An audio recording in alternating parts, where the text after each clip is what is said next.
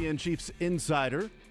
We'll hang out with Braden Gall in the noon hour, our college football insider. Talk with him about week number 2 with the college football playoff top 25 rankings, what we learned from this past weekend, what he thinks may happen tonight and the rest of the season with a few weeks left to go. We will hang out with Todd Lebo in the 1 o'clock hour. Fact or Fiction with Todd Lebo today. Is that a fact or fiction? Fact or Fiction is done right now. We're working on it. Okay, we're halfway done. It's fiction then. So it's fiction. I said it's done right now. It's fiction. But it'll be done by 1 o'clock. That is a fact. I believe that. That one is a fact. Yeah, I believe that to be a fact. I'm with you on that one. But fiction right now. We'll do Fact or Fiction coming up later on with Todd Lebo. Chiefs off today, so no Chiefs press conferences. We'll hear from them tomorrow as they get set to head to Buffalo in one of, if not the most anticipated matchups of the entire season. 3:25 on CBS, not flexed to Sunday Night Football, mainly because I don't think there was any chance CBS was giving up this game. And because they listened to me and realized 3 o'clock games are the absolute best time to watch your team play. Yeah, that's fine. I don't think that's why CBS. I don't think they were listening to Sterling to go, do we play? Was this number 1 on their draft board? Yeah, I would say legit. They reached out to me and said, "Hey, Sterling, what do you think?" And I was like, "Yeah, I say leave it at 3 o'clock, boys. It's a great time for me. I appreciate it." As opposed to their 6 o'clock time slot. Yeah. Well, 3 o'clock's great because if I want to hit the sticks in the morning. Yeah. What about 3:25? 3:20. No, that's the best. At 3:05, 3:25. I don't give a hoot nor I don't give a hoot nor a holler. We're splitting hairs here now, boys. Hey, look, the Chiefs winning the game. That's fine as frog hair. All right. Do we want to keep going down this road? All right. Maybe number 54 Forsyth can end up in somebody's commode because he should not be out there on the field for the Broncos. Was it because he's sitting on his ass? Was that why he should be on a commode? Just anywhere. Just. I thought you were doing a really funny pun there, and I was like, "That's pretty good." Yeah, he should be sitting. I was just going with Southern dialect and different terminology. Is what you said. Hoot or a holler. So I figured that's what we were doing right there. Maybe not. I guess I was in a wrong bit. I thought we were in a bit, but I guess we were in different bits. I just say hooter. That wasn't even a bit. I just say hoot. So I don't give a hoot nor a holler. Dylan, I think we were on the same page, right? We thought we were in a We typically bit there. are. Okay, Yeah. very good. Lockstep. There we go. Sterling Holmes, Jason Anderson, Dylan Michaels heading up until 2 o'clock. 913-912-4810 is the text line to join us today. 913-912-4810. We'll talk some college football, obviously, with Braden Gall. Some college basketball, KU and Michigan State tonight, 5:30 tip for that one, which means that 4 o'clock pregame right here on your home for the Jayhawks at 4 o'clock as they get set for another big one. Back-to-back big matchups for KU. Yes, so I know. Program just gets a half day? Part-timers. Gosh. Do they get half the paycheck or no? But 4 o'clock pregame right here on Sports Radio 810 WHB. And then when the postgame is over for KU, Michigan State, whenever that postgame is over, then we will join the Kentucky and Duke game in progress. That'll be right here on Sports Radio 810 WHB. KU 5-point favorites tonight over Michigan State. They 4 or 5-point favorites over North Carolina on Friday night, and it looked like they were just going to blow the doors off, and then it felt like it was the inverse of the national championship game. And then KU figured out they got the stop, man. They made the plays down the stretch, and they got the win, and they move on.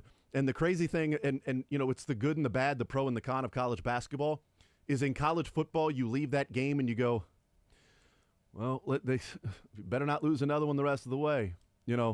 A good thing this is non-conference. You can still win your conference and be the automatic bid to the college football playoff. In college basketball, it's like, man, that was a hell of a game. I don't know that it'll matter at the end of the season, but that was a hell of a game to watch. It was a lot of fun. It was in Allen Fieldhouse. Allen Fieldhouse was loud as it's probably ever been. And, to be a fly on the wall at that particular spot, it is the best venue for college basketball in America. And it was a great game, fun game. But at the end of the day, it's like maybe that's the difference between the overall number 1 or a 1 or a 2. But that may be how that game is decided, where college football, it's like you lose that one, oh boy, you better be almost perfect the rest of the way. Those are the sort of implications that come down to the last couple of minutes of a football game. Sure. Whereas I'm watching that game on Friday and I'm like, just watching, enjoying, knowing that this doesn't have that big of an impact on the overall season, which is the good and the bad of college basketball season, I would say. It's the pro and the con in the same, It's like baseball. It matters more at the end of the season. Now, if this was late in the year, I think it means more. But what I like, at least if you are a KU or UNC fan, or even on the team, it's a measuring stick game. It's to see where you are. But that's why you go to KU. That's why you go to North Carolina, is to play those games, these games tonight. I mean, Eastern Washington for Missouri. I mean, you didn't learn a single thing from that. I learned that they survived Eastern Washington, and I learned that they needed a crazy run with a minute to go against Howard to make it look worse than it actually was. Well, that's what I learned. I learned they've won 2 games in a row. That's what I've learned. Yeah, okay? well, which is better than they could have said for the past 365 days. I know. So. And K-State gets ready for LSU on Thursday. And that's LSU's a damn good team, again, too. that is a good measuring stick game. It's fun. I like those games early in the even for Missouri. I guess they played Memphis, which Memphis is not good. What's the thing, like college basketball, like you get these first couple of games where sometimes, depends on how you create your schedule, it can be just a bunch of also-rans, then your preseason tournament. Or you can have a couple of 1 or 2 good games early on. Then, get back into the mode of figuring out who you are. Then a preseason tournament. Then a few games to get everything set to go for conference play. Like, I think that's how KU typically, although they've got an incredibly difficult non-conference schedule. Yeah. So, I mean, it's but they're the number 1 team in America. Like, you build the non-conference schedule for a team like KU because you're trying to win a national championship and you're getting everybody ready to go with all the returners on this team. Yes, you're integrating new guys, but this is not a team that, is coming off an NIT bid and then had their entire roster turned over or anything like that. This is a team that wants to win a national championship, so let's schedule some teams. Let's see where we are early on. Let's see what we have, and then Bill Self even saying until Christmas is when these guys will sort of have it figured out. Yeah. And that's just with every single college basketball season. I had the Freudian slip yesterday. We were talking with Field Yates, and I had said that Bill Self tied Adolph Rupp instead of Fall Allen on Friday night, and Greg Gurley texted me and was like, how offended he was. He was like, I can't believe you are so much better than that. I'm like, am I? It didn't make sense though, because it also right. Rupp But in the break, right before Field Yates, I was looking at Field Yates' tweets just to see if there was anything in the last hour that he tweeted out or breaking news or something like that. And I saw a DM and I looked at it, and it was one of my buddies in Louisville that sent me a screenshot of an Arkansas reporter that had John Calipari saying essentially the same thing he said for 12 years at Kentucky on early losses. And it was just one of those 10 different laughing emojis, that he said it. So I was reading that. And then in my mind, it was like, the Kentucky part of it. But yeah, so, big game Friday night. It's the good and the bad. It's the pro and the con of college basketball. You get to enjoy that game. And obviously it's a resume builder, but it's not a make or break where, North Carolina better go undefeated the rest of the way if they want to make this 12-team tournament. And you know what? We'll see what happens in college football too, because there are some teams that do have to win these last 3 weeks to make it. Some teams that might be already eliminated that can play, a lot of teams that are eliminated that can play spoiler for different things. But there's these last 3 weeks, there's a lot of shuffling to go on. There's a lot of musical chairs that'll be taking place over these next few weeks. And that part is incredibly fascinating, because we know there's going to be 5 automatic bids, and then Notre Dame. So there's 6. Who are the other 6 teams that are going to make the college football playoff? I mean, that's what it is. It's 6 teams trying to make it outside of the ones that are the automatic qualifiers. So whether that's BYU, K-State, Colorado in the Big 12, if it's Miami, SMU, Clemson in the ACC, Ohio State, Indiana, Oregon. Big Ten powerhouse Oregon, It's still so crazy to think Oregon. The Big Ten right there at the top of the college football playoff rankings with Oregon and Ohio State. Always thinking of them. Yeah. And then the SEC, you've got still in contention Tennessee, A&M, Georgia, Texas, Ole Miss, Bama, all still in contention to play for the SEC championship. I mean, it's like, and I might be missing one. Missouri might be. It would like I said on Sunday Sound Off. LSU, I don't think can Yeah. with that third loss, but Right. No, that was an elimination game Yeah, this past that weekend. that Plus was. the way they got beat down, too. Yes. That was an elimination game. Correct. But I said on Sunday Sound Off, like, it was like, well, Eli Drinkwitz said Missouri is still alive for the college football playoff. And I said, I remember 2009 when the Chiefs Yeah. had everything at the last minute, like, go their way. And all those things had to happen that last week, and somehow they did happen, and they made the playoffs. Said, it's that, except, they need that 3 weeks in a row for Missouri to make the playoffs. So, is there a chance? I don't know. Eli said that he said it, and you think you think a head coach of an SEC team is lying to us? I don't think they're going to. doubt it. I don't think anybody's trying to lobby for their own team. I don't think that That's happens shocking. in college athletics. Nobody does that. All right, 913-912-4810 is the text line. Where did Sean McVay go? Because I don't recognize this guy. He looks the same. Still the same spiky hair. Right.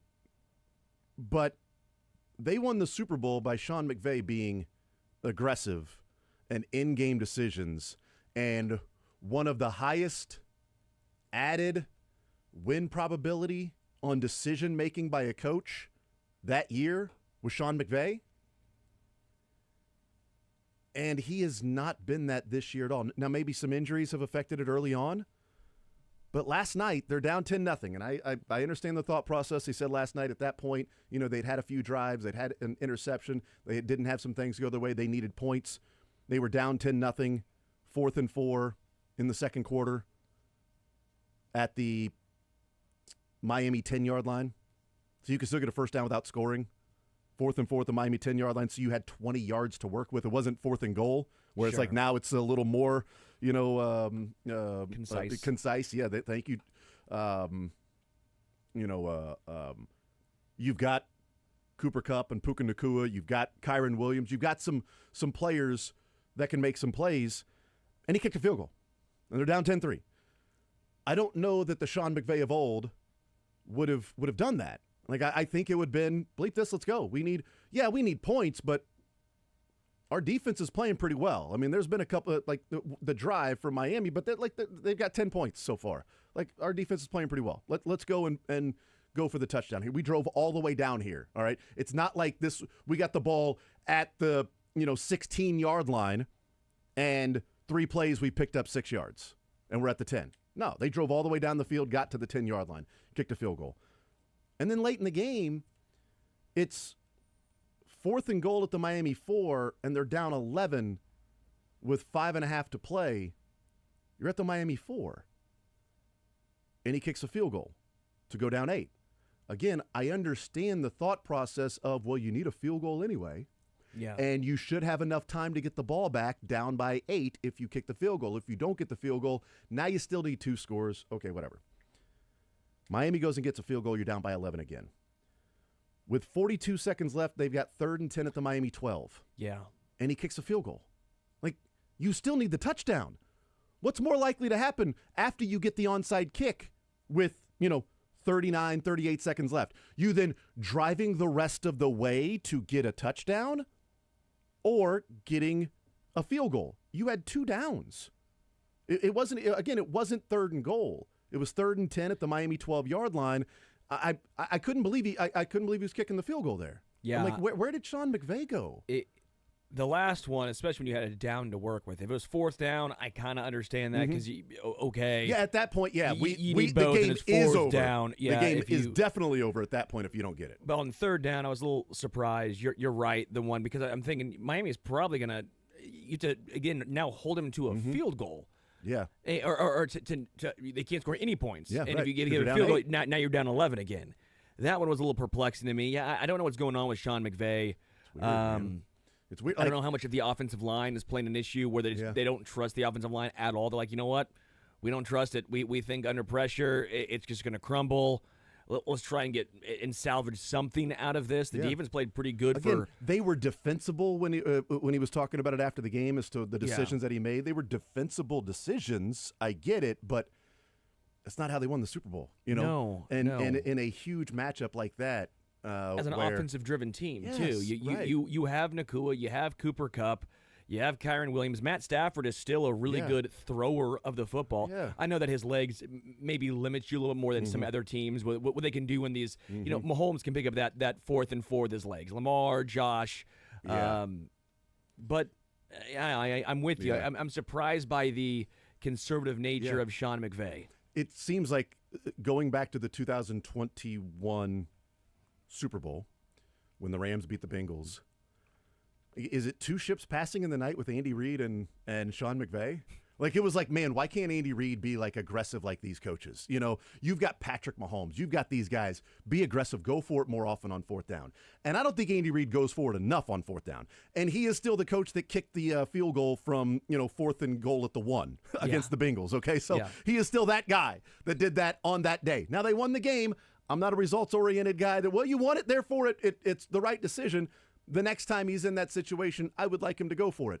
But this past weekend, he went for it twice on 4th down. And both times he could have kicked a field goal. And he went for it twice. Now, one of them ended up being a touchdown.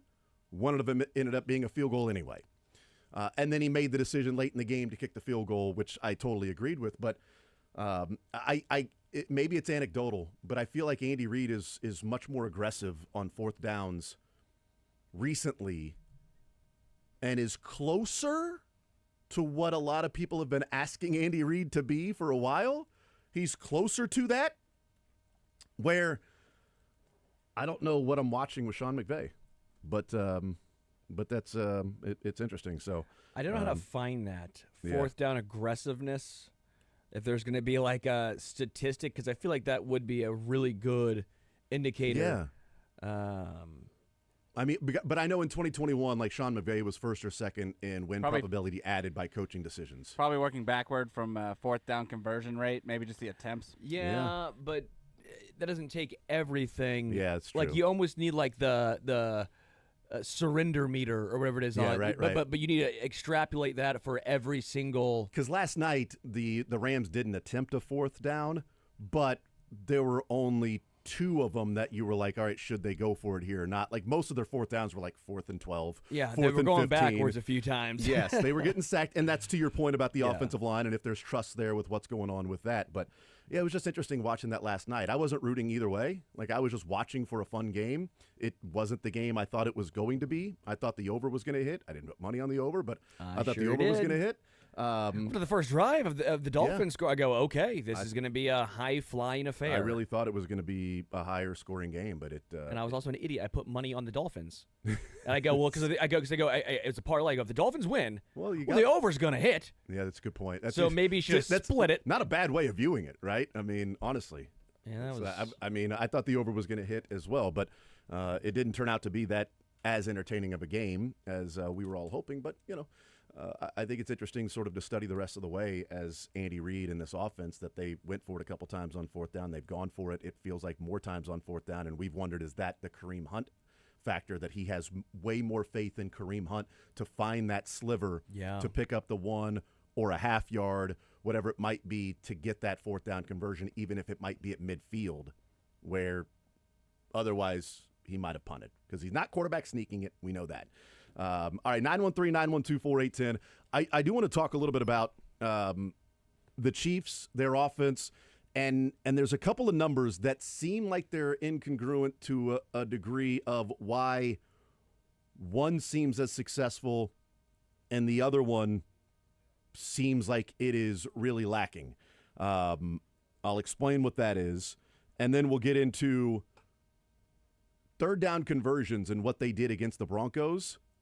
And is it just simply matchup? Like, are they still is there a concern with what they did on 3rd downs this past weekend and red zone situation? Is it, a one-game, outlier since the bye week of what they've done on 3rd downs and what they've done in the red zone? And then who the Chiefs may be looking at left tackle, because they've got to be looking at some – there's no way, in my mind, the Chiefs, their coaching staff in the front office can watch that game and go, we're fine with Kingsley the rest of the way. Yeah. I think they watched that game and said, Kingsley probably shouldn't see the field the rest of the way. If that means bringing Lucas Niang up and moving Jawan Taylor to the left side, if that means signing somebody to be the backup to Wanya Morris, if that means, hey, Joe Tooney, be ready to go out and slide and play left tackle in the middle of a game if Wanya Morris gets injured, or if that means bringing somebody in. Names have been thrown out there.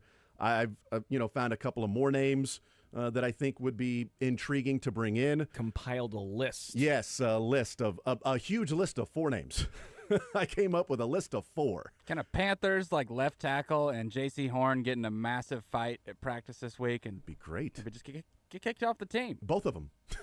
That's all we need. Both of them get kicked off the team, and then both of them say, I'm going to sign We're with the signing Chiefs. with the Chiefs. That would be great. That'd be like a ploy, though, if they both did it and they're like, oh, no, we're actually fine now, and we're both going to sign with the same team.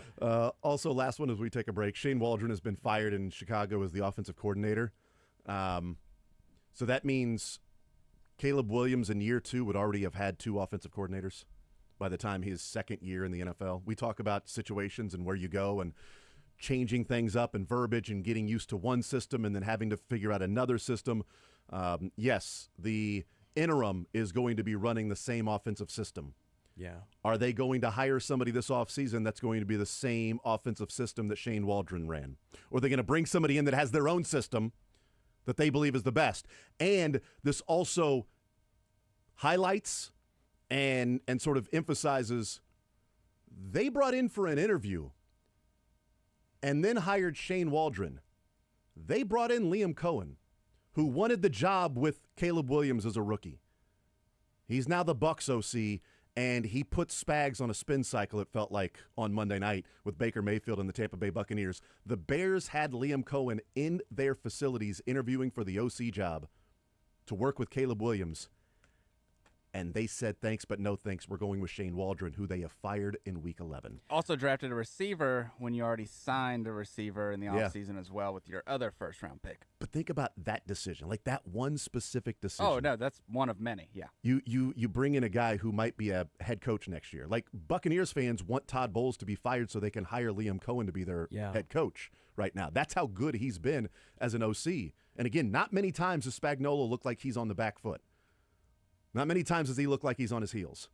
And that's what it felt like on Monday night. And they had that guy in and said, we appreciate it. Thanks, but no thanks. We're going to go with Shane Waldron. And 11 games later, he's out. Also, poor Buccaneers. The last 3 games, they lose by 5 to the Falcons. Probably should have won that one. Lose in overtime to the Chiefs without touching the football. They lose by 3 to the 49ers. That's 3 damn good teams that you've been in every single game without Baker Mayfield. Oh, with Baker Mayfield. I mean, without Chris Godwin and Mike Evans. Sorry, Chris Godwin and Mike Evans. Like, damn, did something happen? I just No. So, I just watched one of the best 4th down plays I've seen in a long time. That 4th down play with Baker Mayfield stiff-arming. Who was he stiff-arming while running to his right and then threw it 15 yards on 4th and 7 for a first down? That and the Ravens Chiefs, Mahomes running to his right, firing it back across the field in 2018, and Tyreek Hill came and got it on 4th down. Those are 2 of the best 4th down plays I've seen. Was it Bosa? So he was stiff-arming Bosa while running to his right and then throws it 15 yards down the field for a first down. It was a phenomenal Shout out to play. Baker, dude. Shout out to Baker and Cohen. Yeah, absolutely. We'll take a timeout. We'll come back. We'll get into some of those numbers and my huge list of 4 names that the Chiefs could bring in It's a to help listicle. out. There we go. Yes, it's a listicle now. It's we'll tell you what the quadrances are. 2, 3, 4. It's a rhombus of names. Thanks.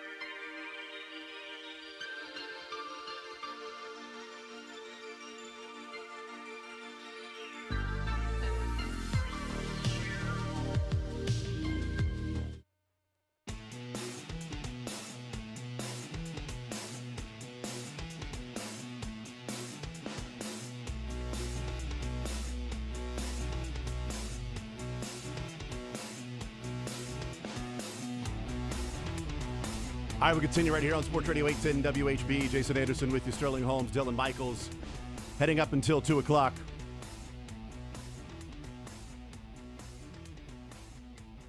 Some news for the Chiefs today. Do we need the breaking news sounder? Yeah, you know what? Go ahead and hit the breaking news sounder. Break that news. Sound it. Yes, sir. Jordan Schultz reporting that the Kansas City Chiefs are planning to designate Isaiah Pacheco and Charles Omenihu to return from IR this week. Wow. That is great news for the Chiefs. Typically, and I don't even want to say typically, I would say 99 to 100% of the time, the Chiefs designate somebody to return, and it takes a week or two of practicing before they return. Yeah. I don't know someone would have to go back and do a deeper dive because windows opening up for guys returning from IR, they don't play that first week. So it's still good news that they've opened up the window.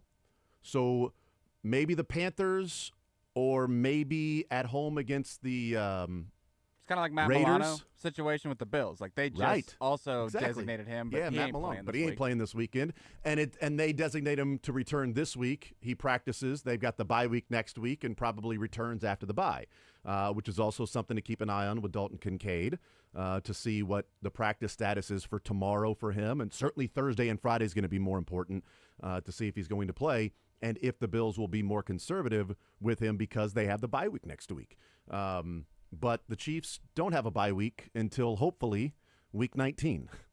Hopefully they have a bye week that week.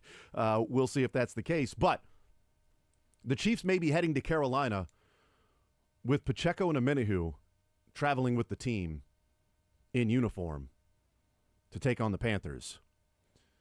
And the surprise team, the Panthers.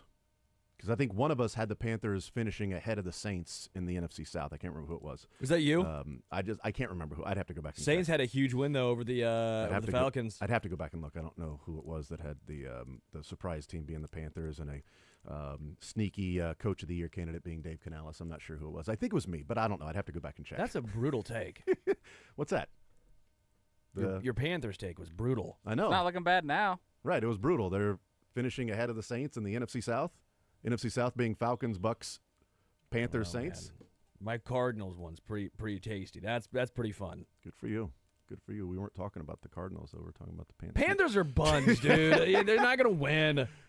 He won a game with Bryce Young at quarterback. I think it's 3 in a row. Yeah, I mean, 3 in a row or two of three or something like that. Yeah.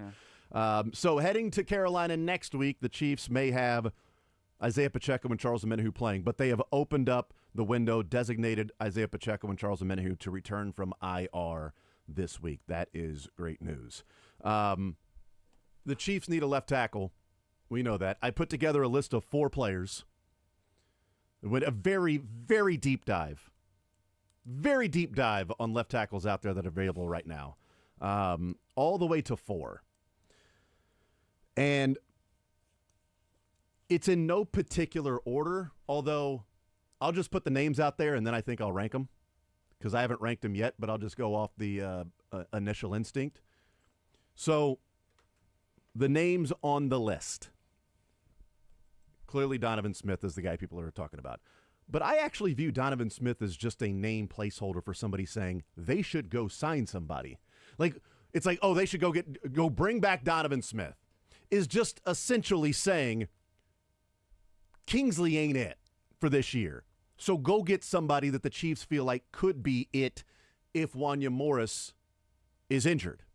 If that's Donovan Smith, great. If it's somebody else that they trust, they think that can come in and play at a higher level than Kingsley and maybe challenge Wanya for the starting left tackle, great. I don't care who it is. Insert name here. These are the names that I think would probably be discussed within, the Chiefs front office. Obviously, Donovan Smith. David Bakhtiari. Those are the names that have been discussed. DJ Humphries is a name that's out there who was released by the Cardinals, and he has visited the Patriots and the Giants. He tore his ACL on December 31st last year. I believe he was a post-June 1 designated release. I'd have to go back and check. But he's 31 years old. He's still a free agent. He's returning from the torn ACL. How good is he going to be? That's a health thing. Because David Bakhtiari is also returning from injury. So, I mean, you've also got, a guy that was placed on the IR because of a knee injury last year. That was on September 23rd. And a month later, it was announced he would miss the rest of the season. Yeah. That was last year. That was after playing phenomenal football in 2022. In only 11 games. But he missed those last games because of an appendectomy.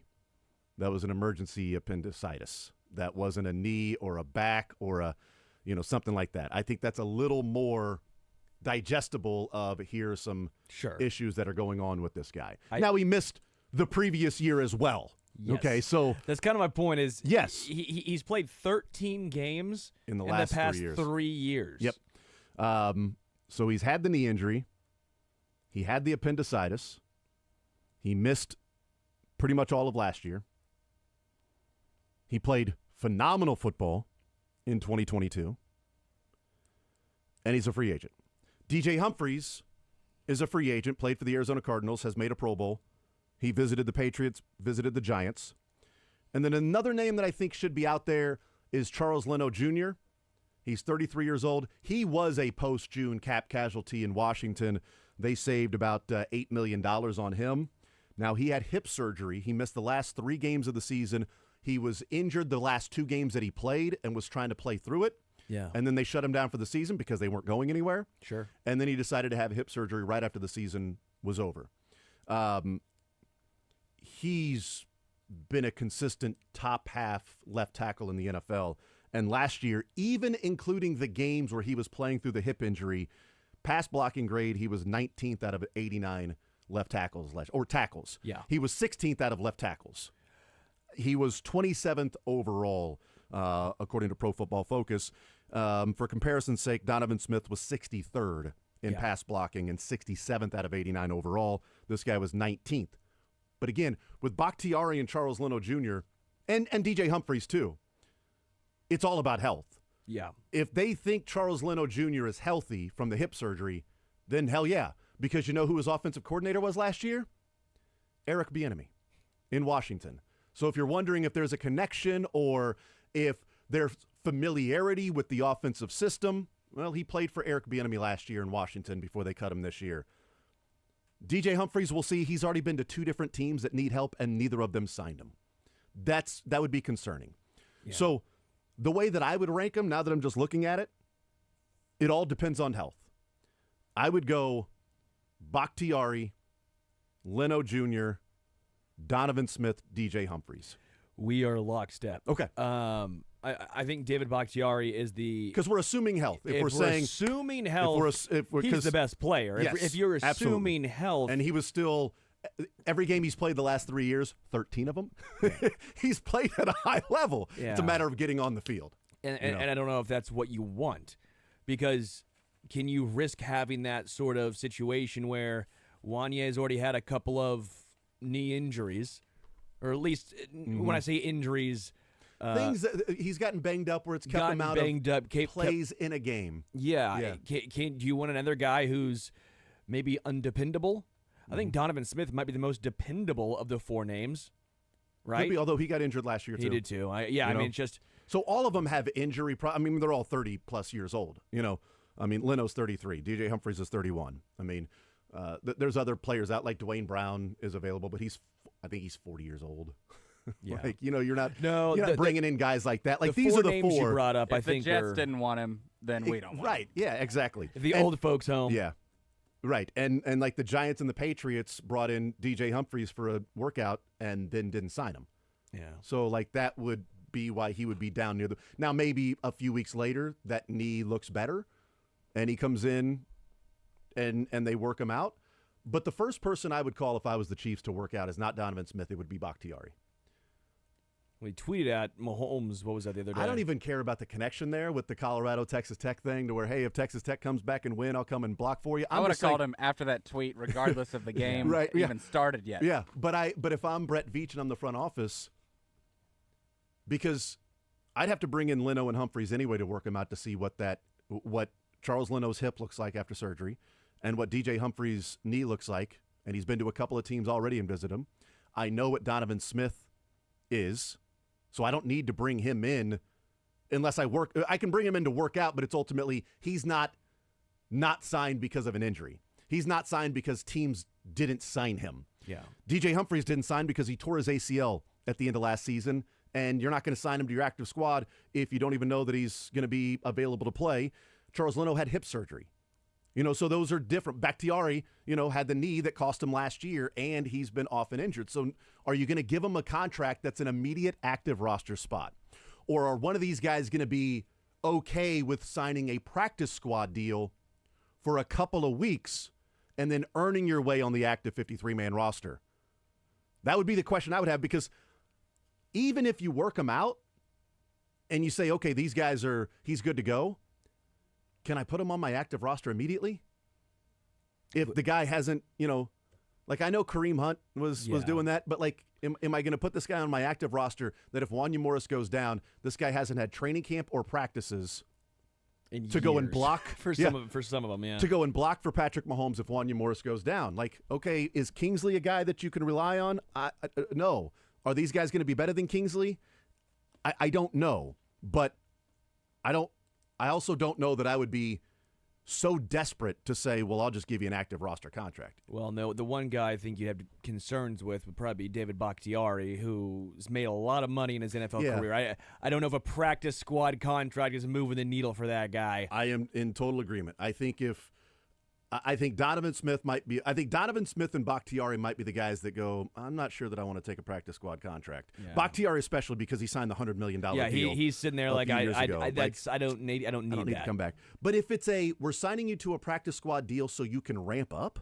Yeah. Like Kareem Hunt was signed to a practice squad deal. Sure. And then they activated him the next week. But you'd have to have that, he practiced trust for a week. Factor. Right. Yeah, Kareem Hunt signed with the practice squad deal and then practiced, and then that next week they activated him. So if that's what they do with a tackle, great. I'm all for that. It's just a matter of, can you negotiate with a guy like Bakhtiari if he is wanting an active roster contract? Who knows? Yeah. Because Charles Leno may be the same way. Sure. No, I'm not going to sign for a practice squad deal. Donovan Smith might be, I'm not going to sign for a practice squad deal. And maybe that's not even an issue. Maybe the Chiefs are going, we need somebody on the active roster right now. Yeah. So if that's Bakhtiari, we'll give you an active roster contract. If it's, Donovan Smith, we'll give you an active roster contract. We need you to come in, and if you're good enough and you pass the physical here, boom, you're on this team. And we'll give you, you may be inactive on Sunday against the Bills, but you'll be on the active but you'll be on our 53. Now, they'll have to find space for him, whether that is Norzad or is that I don't think Norzad. I think it's CJ Driscoll. Driscoll or Hansen. I think. I didn't mean Norzad. I meant CJ Hansen. Thank you. Is that CJ Hansen or is it Ethan Driscoll? The guys that end up being waived. And they're open to another team putting them on their active roster. And if they don't, then yes, the Chiefs can bring them back on the practice squad, or they can go somewhere else and sign with a different practice squad if they want to. But I think the Chiefs are in a position now to where they may not have a choice, that if they bring one of these guys in and they pass a physical and they're like, look, this guy's healthy, and they want an active roster contract, you may not have a choice. You may be at a position to where watching Kingsley again, you go, he can't play. Yeah. And if that means we bring because whoever they sign is going to be veteran minimum at this point. Like Bakhtiari would be playing because he wants to play. Yes. Not because he needs money. Correct. So if he's signed, it's because he wants to win a Super Bowl. He wants to play, wants to win a Super Bowl, and thinks he still has something left. And stick it to Aaron Rodgers. That's right. Well, and Rodgers committed infidelity first, as Bakhtiari said on And Saturday. if you're going to sign him, do it today, because he has an interview today that happens every week, and if you did it right during that interview, that'd be pretty my awesome. Gosh. That would be funny. Dylan. Well, when did they brought in Kareem Hunt on a Tuesday, right? Yes. And then they signed him on Wednesday? Guys, Yes. It's Tuesday. That's what I'm saying. We might get the notification of a visit maybe. Here's the thing. If I'm guessing right now at 10:51, mark this, 10:51. Say something stupid, mark it. I'm going to say I would feel real confident that there would be news coming out later today or tomorrow that the Chiefs worked out one of these 4 guys. Because it fits the timeline. I put a bet on that too. It fits the timeline with Kareem Hunt. They needed somebody then, Kareem Hunt, and it was like bring somebody. Kareem Hunt Tuesday worked out, Wednesday signed. They're off today. This would be the day where the coaches can go and work the guys out, front office, bring them in. And if that's Donovan Smith, again, my first choice, we just talked about it. Dylan, I don't know where you're at on that. My first choice would be I'm bringing in Bakhtiari to work out first. Yeah, I agree. That's the first guy I'm calling to bring in and work out. And if he's not healthy, well, then I move next down the list if I don't trust the knee or the appendix, lack thereof. Anti-turf field. Yeah. Right. So if I don't trust that, then I bring in Charles Leno. Let me see what his hip looks like. Okay, that's not working. Let me check Donovan Smith. Okay, but I'd be pretty confident in saying that with the timeline and it being a Tuesday, that we'll probably hear a report out there that one of these guys is being worked out by the Chiefs, I would guess. And my first choice, your first choice, Dylan, you said any port in a storm. Yeah, kind of. Our first choice would be Bakhtiari. Because if all things being equal health, he gives you the best chance at playing at a high level at left tackle if he's healthy. But that has been a big if for 3 years now for him. We'll take a timeout. We'll come back, continue rolling. More Zone next.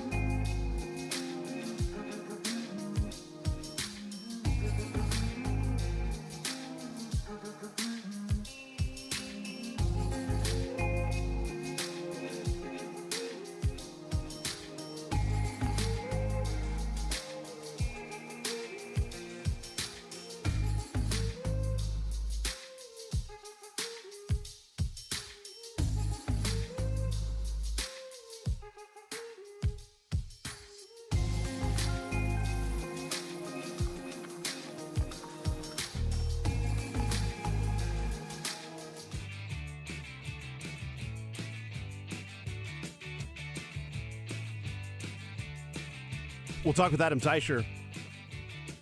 Ben Baldwin, who does great work on some of the advanced analytics and all the different ways of breaking down the advanced analytics from offense and defense. And he's got it broken down by pass protection by position and pass block win rate, and also like PFF grades and different things like that. So the Chiefs are number 5 in pass protection this year. Okay. Overall as an offensive line. Sure. They are being carried by the interior, as we can guess. Yeah. At center, they're number 1. That's a surprise. It's a real surprise. At center, they're number 1. Combined guard, it's kind of surprising they're number 3, but also Trey Smith and Joe Tooney are having careers in like run blocking grades too. Yeah. So they've been outstanding. Yeah. So number 3. So they're number 1 at center, number 3 in guard.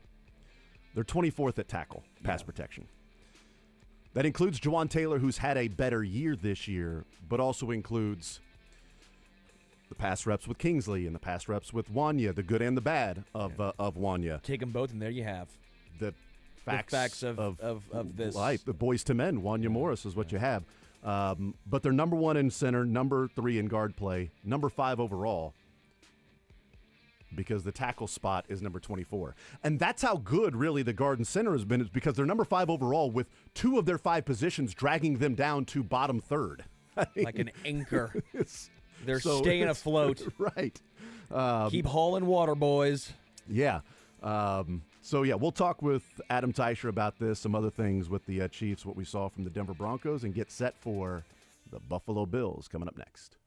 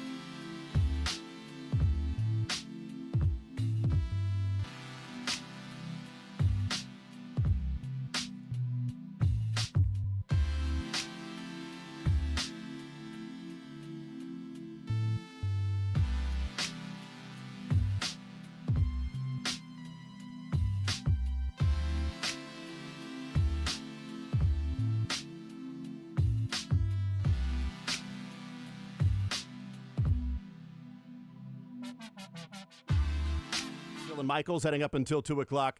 Let's talk some Kansas City Chiefs football with our Chiefs insider from ESPN, Adam Teicher, presented by Twin Peaks. Step up your lunch game at Twin Peaks. Adam, welcome into the show. How are you, sir? Good, Jason. How you doing today? I am doing just fine. Let's talk about this Chiefs victory over the Denver Broncos before we look at some of the issues that may be there, and then looking ahead to this huge matchup with the Buffalo Bills. But your takeaway from the Chiefs, never in doubt, everybody confident, no curse words, said at Arrowhead or anywhere in Chiefs Kingdom. Takeaway from the Chiefs winning 16-14. That's the fourth game this year that I was sure the Chiefs were going to win, only when it was over. Other than that, I didn't really know who was going to win. But yeah, it was quite the game, and the Broncos are a tough matchup for the Chiefs. I mean, I expect. Assuming the Chiefs have something to play for in that game, I expect that game to be another game like this one. I mean, this game was similar to the two the teams played last year, and I think yards are going to be tough and plays are going to be tough for the Chiefs to come by against the Broncos. But they found a way to win this one, and I guess that's the most important thing. But I'm wondering if the Broncos didn't expose a few things that other teams can't copy. How much of this game is there you come out of it with, man, they're 9-0 and they've won 15 straight, and this team just continues to find ways to win, and they're, making the plays at the opportune times and making winning plays. And how much do you come away with that, and how much do you come away with, they have been playing with fire, and they're playing with, this seems like as the weeks go along, the fire's getting hotter and hotter. They win in overtime, they win by blocking a field goal, maybe the wins are masking some of the things that could hurt them a number of games the rest of the way and on into January? Yeah, well, I think it's both. I mean, you've heard the people calling the Chiefs lucky, and hey, there have been some things that happened this year that have been lucky. I mean, what if Isaiah Lively gets his foot down in the end zone for Baltimore, but the Chiefs really had nothing to do with that. I mean, he missed it by an inch or so, and then the coin flip against Tampa Bay in overtime, for instance, that's, just a 50-50 shot. And hey, but there was nothing lucky about blocking that field goal. I mean, the Chiefs have made their plays, more than their share of plays in all of this, And hey, if Will Lutz missed that field goal left or missed it right or whatever, then that's luck. Yeah. He's probably going to make that kick 90% of the time. But the Chiefs earned this. This was a play they practiced. They'd seen some things on film, and they unveiled it, and they got it done. You have to give them credit for that. Having said all that, hey, they're 9-0, and you have to give them credit. They found a way to piece things together to get to 9-0, and no one else has done that. But I just don't feel like this is sustainable. I don't feel like they can continue to win games like they have. They have to play better for the first 59 and a half minutes rather than get something done right at the end. So, I just don't know whether it's sustainable, but I even hesitate to say that because who would have thought they could have got to 9-0 this way? And the one thing that, when we talk about some things that have fallen in their favor and gone their way, I want to address a couple of them and then get into that blocked field goal from Leo Chanel. And that is, week one, there is luck that goes into Likely's foot coming down a couple of centimeters on the white, certainly.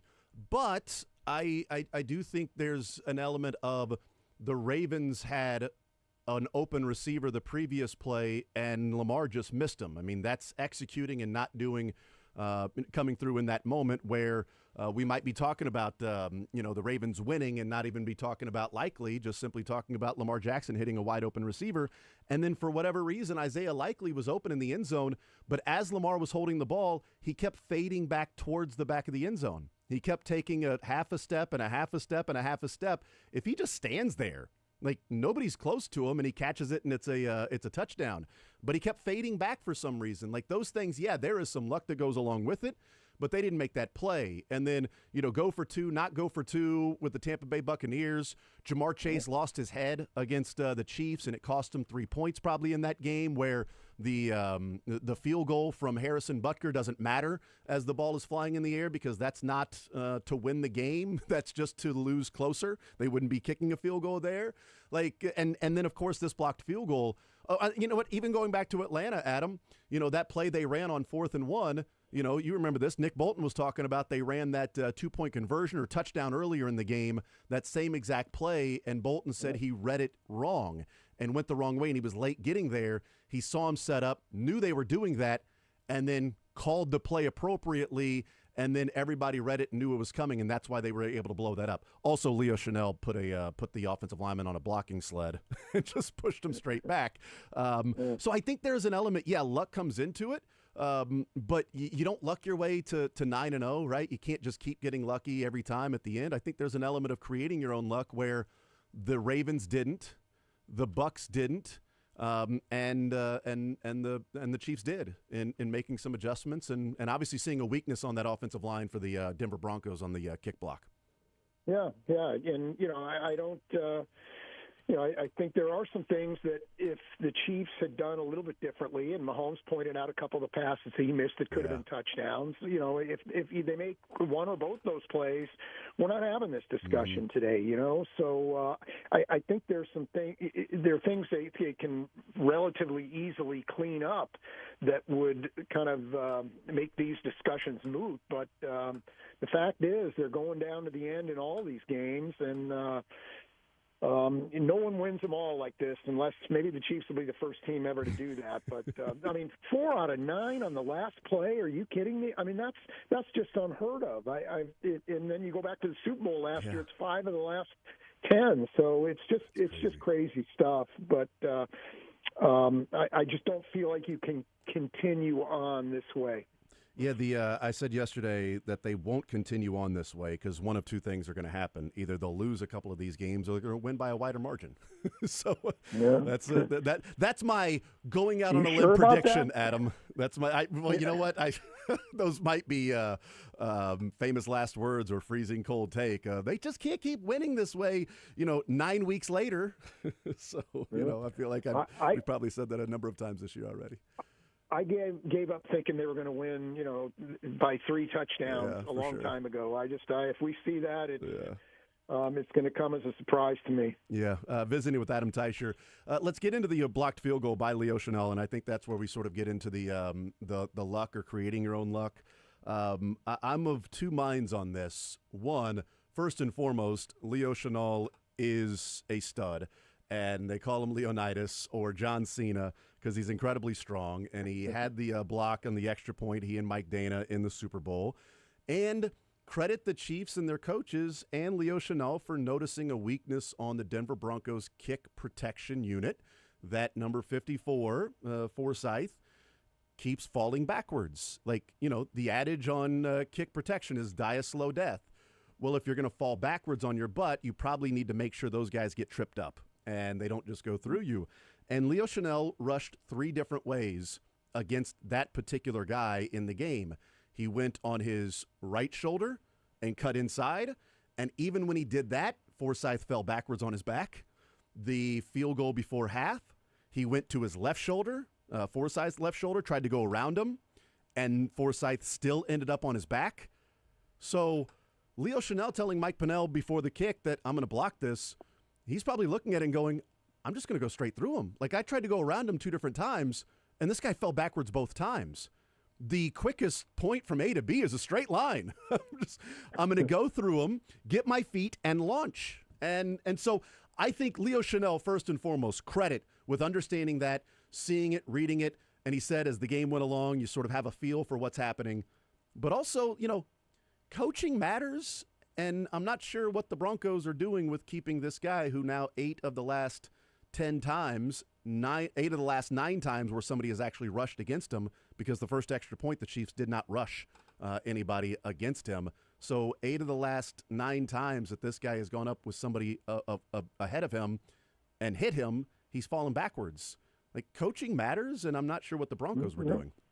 Yeah, no, it does matter, and the Chiefs saw that and picked on it. I mean, there's no doubt, that coaching matters, and I ran into Dave Tobe right after the game, Yeah. and he was.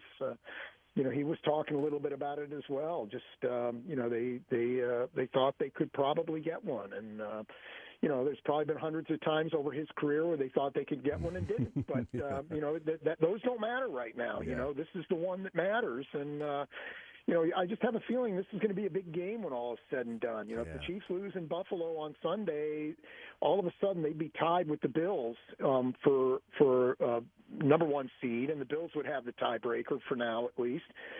If the Chiefs had lost to the Broncos. So this is a big deal, and it could make a difference between the Chiefs winning a de facto playoff game by not having to play one the first weekend of the season or the first weekend of the playoffs.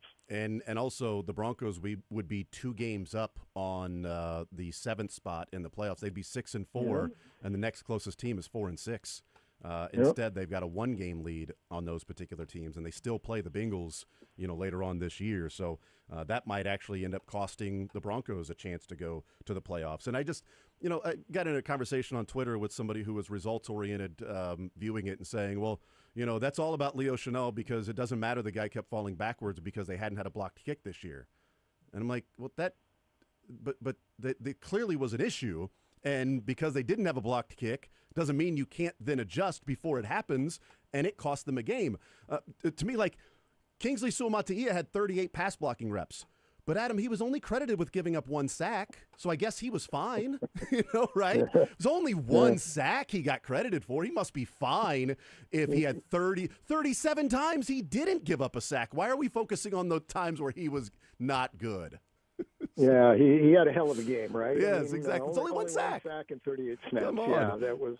So I just you can adjust, you can self-scout before it gets to the point of costing you a game. And for whatever reason, the Broncos did not do that. Chiefs and left tackle Adam Teicher's our guest. Can Kingsley Suamataia play again this year? Well, I mean, they've still got a long way to go, and I think he theoretically could, but not right now. That was so bad that they have to do something else. I think if Wanya Morris can't play, whether that's move Joe Tooney outside. I asked Andy Reid about that, and he said no, they didn't consider that, which I think they should. Yeah. I don't think it's a long-term solution to play Joe Tooney out there, but to get you through a game, I think that's okay, and you can do that. I think Lucas Niang maybe would be a better option right now than Kingsley Suamataia. So if Morris can't go, I would go with another option right now until Andy Heck and Andy Reid, and I've seen something a little more from Suamataia. You just can't throw him out there and hope that it's going to be better than what it was Monday or Sunday. It's a different time than back in the day when you would do practices during the week before games and you would hit and tackle and everything. Right. But you get a chance to watch some practice during the season. How much do you think of an offensive lineman? I know they're scout team, but how much can he improve throughout the season to be ready to go in a game, physically? Or do you think physically would be showing a lot better if maybe between the ears he was right, and it might just be a complete and total lack of confidence that the guy is lost. He's drowning in the offensive system right now and what to do, and he's thinking, and therefore it makes him slower. How much do you think he can improve if it is physical? And if it's not, then can the Chiefs get through to him to build his confidence back up that if they have to go to him again, it won't look like that? Yeah. First of all, I don't get to see much practice at all when the season starts. It's mostly just position drills, and some days it's not even that. So, but I do know that they rarely put pads on anymore. They're limited in how much they can do that, and you don't want to do that even if you were allowed anymore. It's just a different deal now, and so I think it's probably hard to see the physical part of whether a guy can handle certain things in practice anymore. You can certainly see does he know what he's doing? Is he blocking the right guy? That kind of thing. But you can't really tell that okay, Nick Benito's going to overmatch this guy, and we can't do it. That part is a little bit difficult to see. Yeah. You can project a little bit, but you can't tell. So there is that part of it. But I'm not ready to give up on the guy. He's only 21 years old, and still got the traits the Chiefs thought they had, and I thought did an adequate job during training camp. So I'm not ready to give up on the guy at all. But this is not a little league. The Chiefs are trying to win a Super Bowl here, and they can't be worried about ruining his confidence or anything like that. They got to do what they got to do to win some games. And if Wanya Morris isn't going to be available, they've got to try something that works better than what they had out there for a lot of the game on Sunday. And that is a problem that threatens to bring down the season. I mean, that was glaring enough to where you can see how, wow, this could get Mahomes hurt, and it could really create a devastating play or two within a game that would lead, these games are close, and it would lead to the Chiefs losing. So I can't see them going back to him anytime soon, but I've not talked to them about it. They may disagree. Yeah, I think there's a long-term versus this weekend, especially in specifically talking about Joe Thuney. Long-term, I don't want Joe Thuney to be the starting left tackle. But this weekend in Buffalo, if Wanya Morris goes down, then I'm fine with Caliendo or Norzad at left guard and Joe Thuney moving out to left tackle if that's what you have to do to get through a game. Because while you might be worse at one position, I think you would be better at left tackle than you would be with Kingsley. So you would be better at a certain spot than you would be, but a little less at left guard. I think versus Buffalo, if something happens, I think my first choice is Thuney plays left tackle and not Kingsley or Ethan Driscoll or something like that. Against Buffalo. Long term, though, Adam, they need to find somebody to go in if Wanya Morris were to get hurt. Not named Kingsley right now. Yeah, they need to do better for a third tackle next year, and maybe Kingsley can be that guy next year. Maybe he's a starter, and more. I mean, long term, like this year. Like I think long term, the rest of this way. I think Kingsley long term is still in their plans, but I think rest of the season they need. Like I think they should be working out somebody today.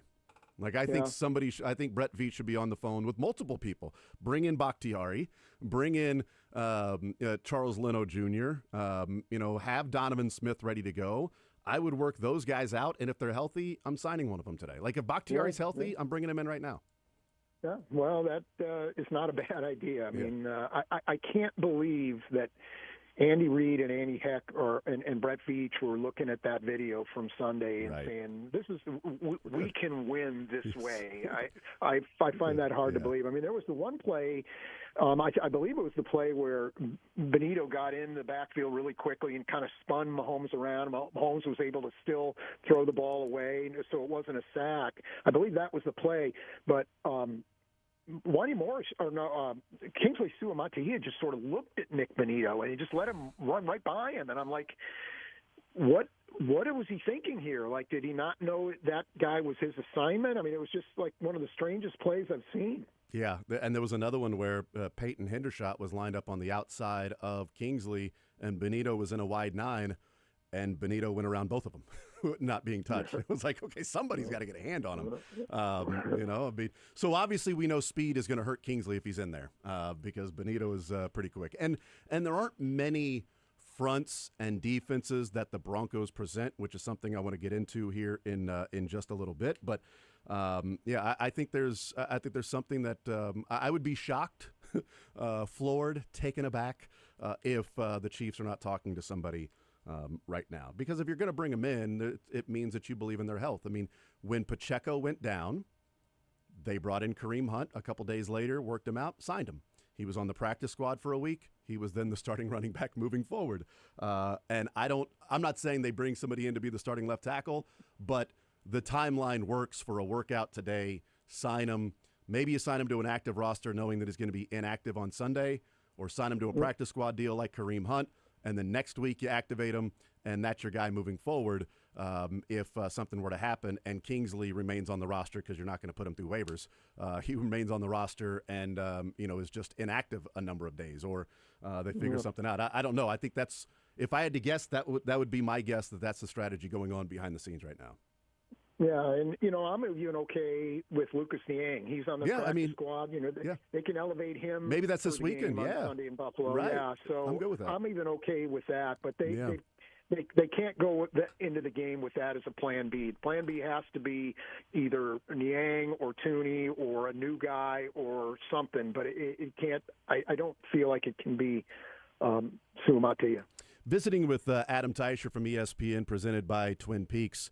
How much is it the Broncos matchup with the Chiefs and their offensive struggles this past weekend? Because since the bye week, the Chiefs have been awesome in the red zone, and they have been really good in third down percentage and third down conversion rate since the bye week. 8 of 14 against San Francisco, 12 of 16 against the Raiders. Tampa Bay, they're 12 of 18.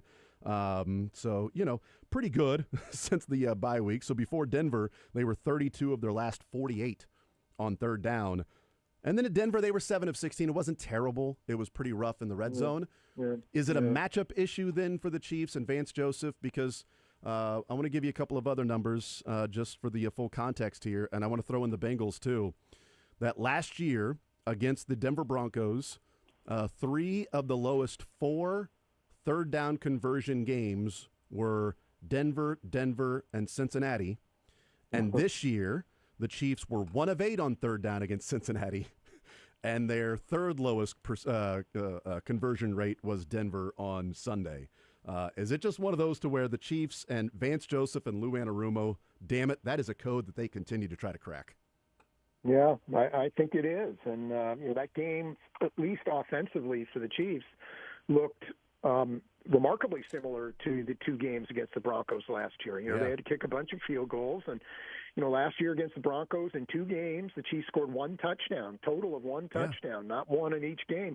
And they scored 28 points, a total of 28 points. So that's very much what we saw the other day, So, I think that is a problem. And, I'm looking ahead to Week 18, and if the Chiefs need that game for something, and the Broncos need that game for something, I don't think the Chiefs want to risk that. I think if they're going to get the number 1 seed, you might want to have it wrapped up before Week 18 because that is a tough matchup for them, and we saw that yesterday. And how much better will the Broncos be on offense by then with the rookie quarterback? Maybe none at all, but I think it's reasonable to expect they might be better than the version that the Chiefs saw on Sunday. In terms of the red zone stuff, it got pretty ugly down there, and one of the reasons I think is they just couldn't run the ball. They've been so good at being able to run the ball down there, but they couldn't get that done, and had to throw the ball down there, and that's been a challenge for him. So, I do think there's a lot. There's a lot that goes into that, and they've got a lot to figure out when they play the Broncos, no doubt about it. They have played now 5 games against the Broncos and the Bengals dating back to the beginning of last year. They are 18 of 59 on third down. That is a 30.5%, which this year would rank 31st in the NFL. That is in those 5 games. It's not. It's starting to get to a decent sample size in the last 2 years against Vance Joseph and Lou Anarumo. So, that seems to be an issue for the Chiefs. That they'll see the Broncos at least one more time this year. And what if the Chiefs don't get the number 1 seed and they end up playing the Broncos in the first round of the playoffs? You looking forward to that one? No. If you're Andy Reid, you're looking forward to that one, and Pat Mahomes? Yeah. I don't think so. No. Adam Teicher, we're looking forward to one more segment with him. He's from ESPN, presented by Twin Peaks. We'll take a timeout. We'll come back. We'll get into the news that Isaiah Pacheco and Charles Omenihu, their window has been opened for practice for the Chiefs for return from IR. The Buffalo Bills matchup coming up this weekend. Keon Coleman has already been ruled out. We'll see what that means for Amari Cooper, who's missed the last couple of games. Dalton Kincaid, who left the game early on Sunday for the Buffalo Bills against the Colts. We'll get into that on the other side of the break with more from ESPN. Adam Teicher joining us next.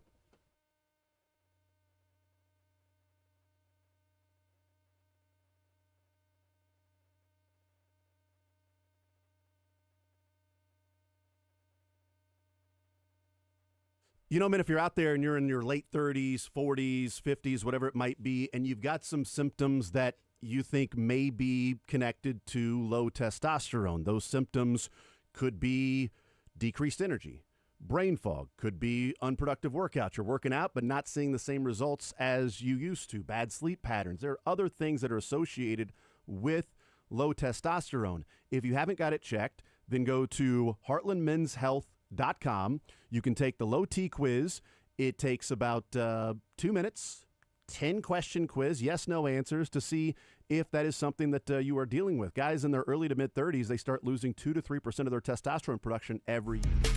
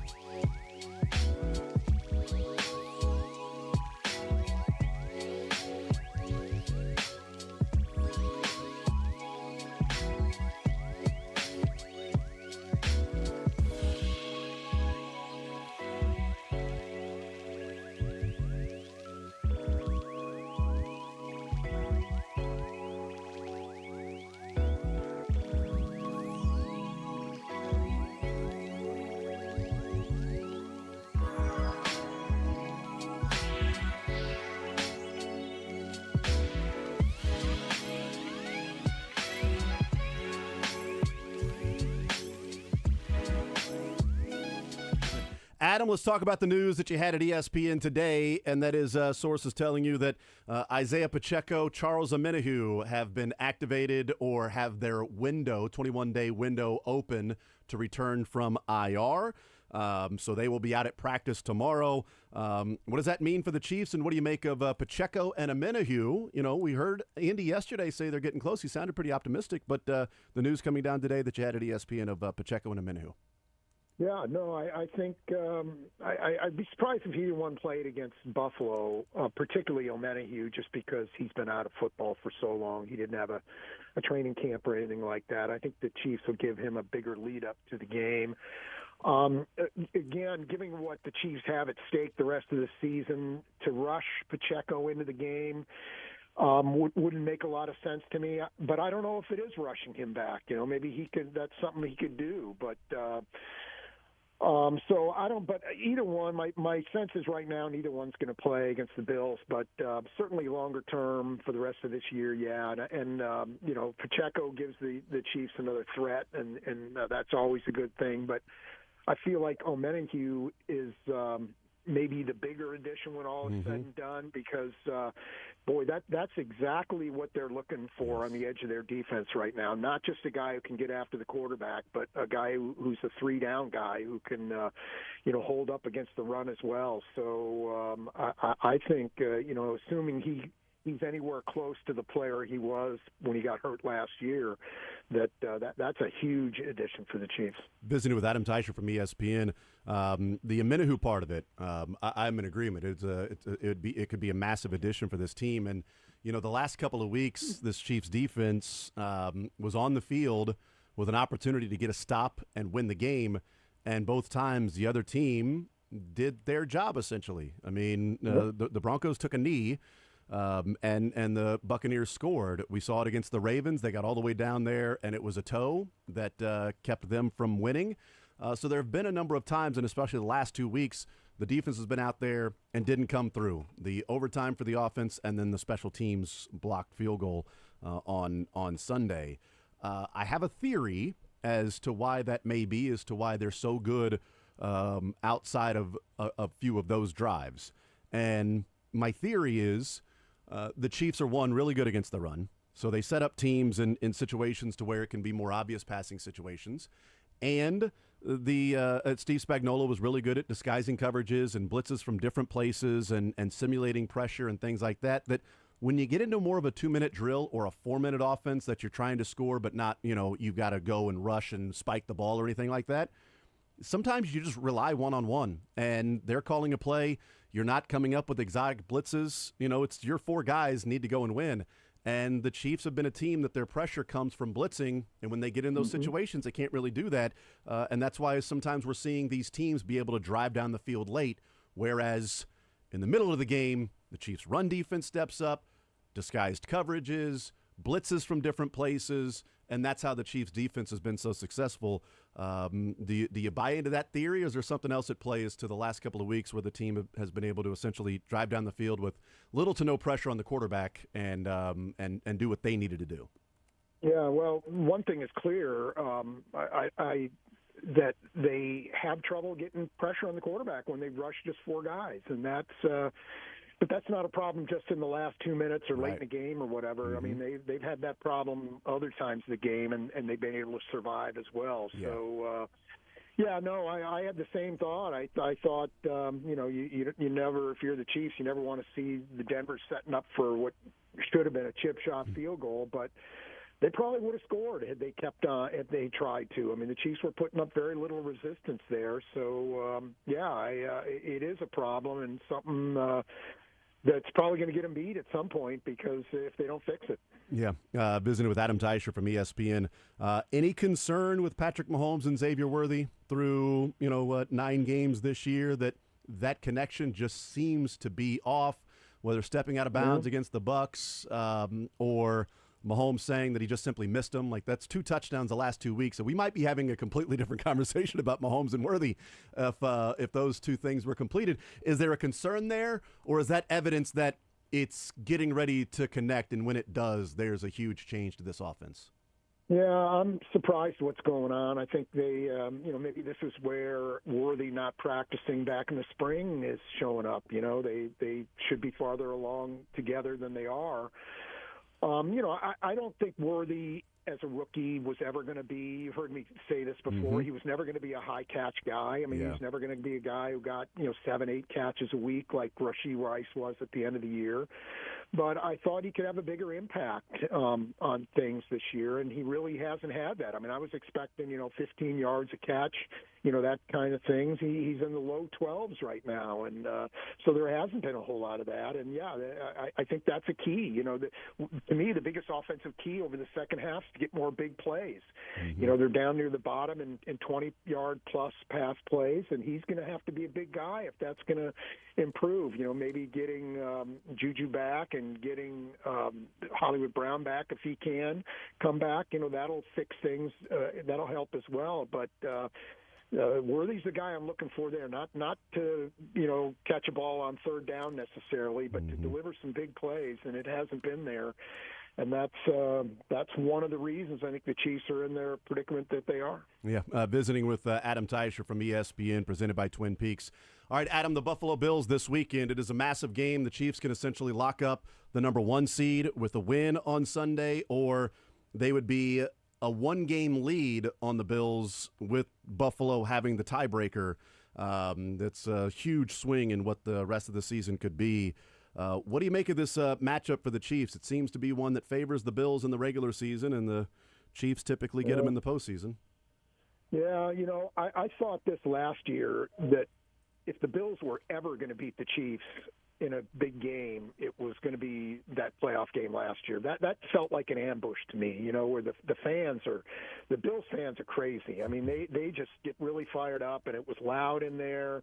I don't know that bothers the Chiefs a whole lot, and obviously it didn't that night. But I just felt like if it wasn't going to happen then, when was it going to happen? But now we're here, and I think the Bills are in a better place, so they have a good shot at winning this game. I think it'll be a close game, but I think right now, I think they're the better team, so I'd pick them to win maybe 23-20, something like that. But it certainly wouldn't surprise me if the Chiefs pulled this one out. They've made a living winning games like this over the years. Yeah, I think a lot will depend on the news the rest of the way with Amari Cooper and Dalton Kincaid, because if the Bills are out there on the field without, and we know that Keon Coleman has already been ruled out with McDermott's press conference yesterday, said that Keon Coleman won't play this weekend.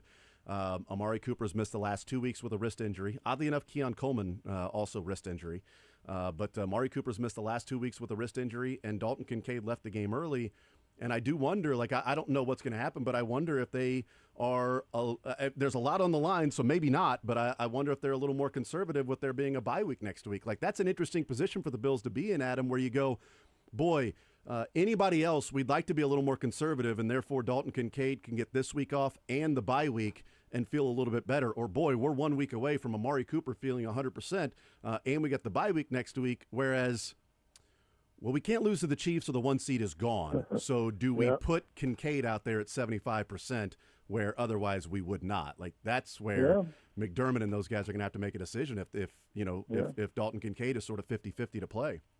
No, this is their last stand for winning the number 1 seed. I mean, if they don't get this, they're in real trouble. So I think if the guy's ready, or close, they're going to play him. And but here's the thing about that. The Bucks came in here a couple of weeks ago, and Evans was out, and Godwin was out, and you're thinking, okay, the Chiefs are going to feast on this team, and it didn't happen. Yeah. And the Broncos came in with a less than overwhelming group of receivers too. I mean, there's Cortland Sutton and some other complimentary type guys, but nothing great. And they got some things done as well. So I'm not sure that's going to matter a whole lot. I think to me, it's more about the Chiefs and how they play than maybe who plays for the Bills on Sunday. Yeah, and Josh Allen had a great start to a season with all the touchdowns and no interceptions, but he now has 4 interceptions in his last 3 games. So he is turning the ball over a little bit more than he was. Patrick Mahomes has stopped turning the ball over, knock on wood. So we'll see what happens coming up this weekend. Adam Teicher from ESPN, presented by Twin Peaks. Adam, great stuff as always. Really appreciate the time, brother. We'll be reading and watching and certainly listening as you'll be on with the boys later on this week. Appreciate it, man, and enjoy the football. Absolutely, Jason. We'll talk to you next week. Absolutely. There's Adam Teicher from ESPN, presented by Twin Peaks. Again, this morning, Adam Teicher putting out there that Charles Omenihu, Isaiah Pacheco have been, their 21-day window has been opened to return from IR, and they will be practicing with the Chiefs starting tomorrow.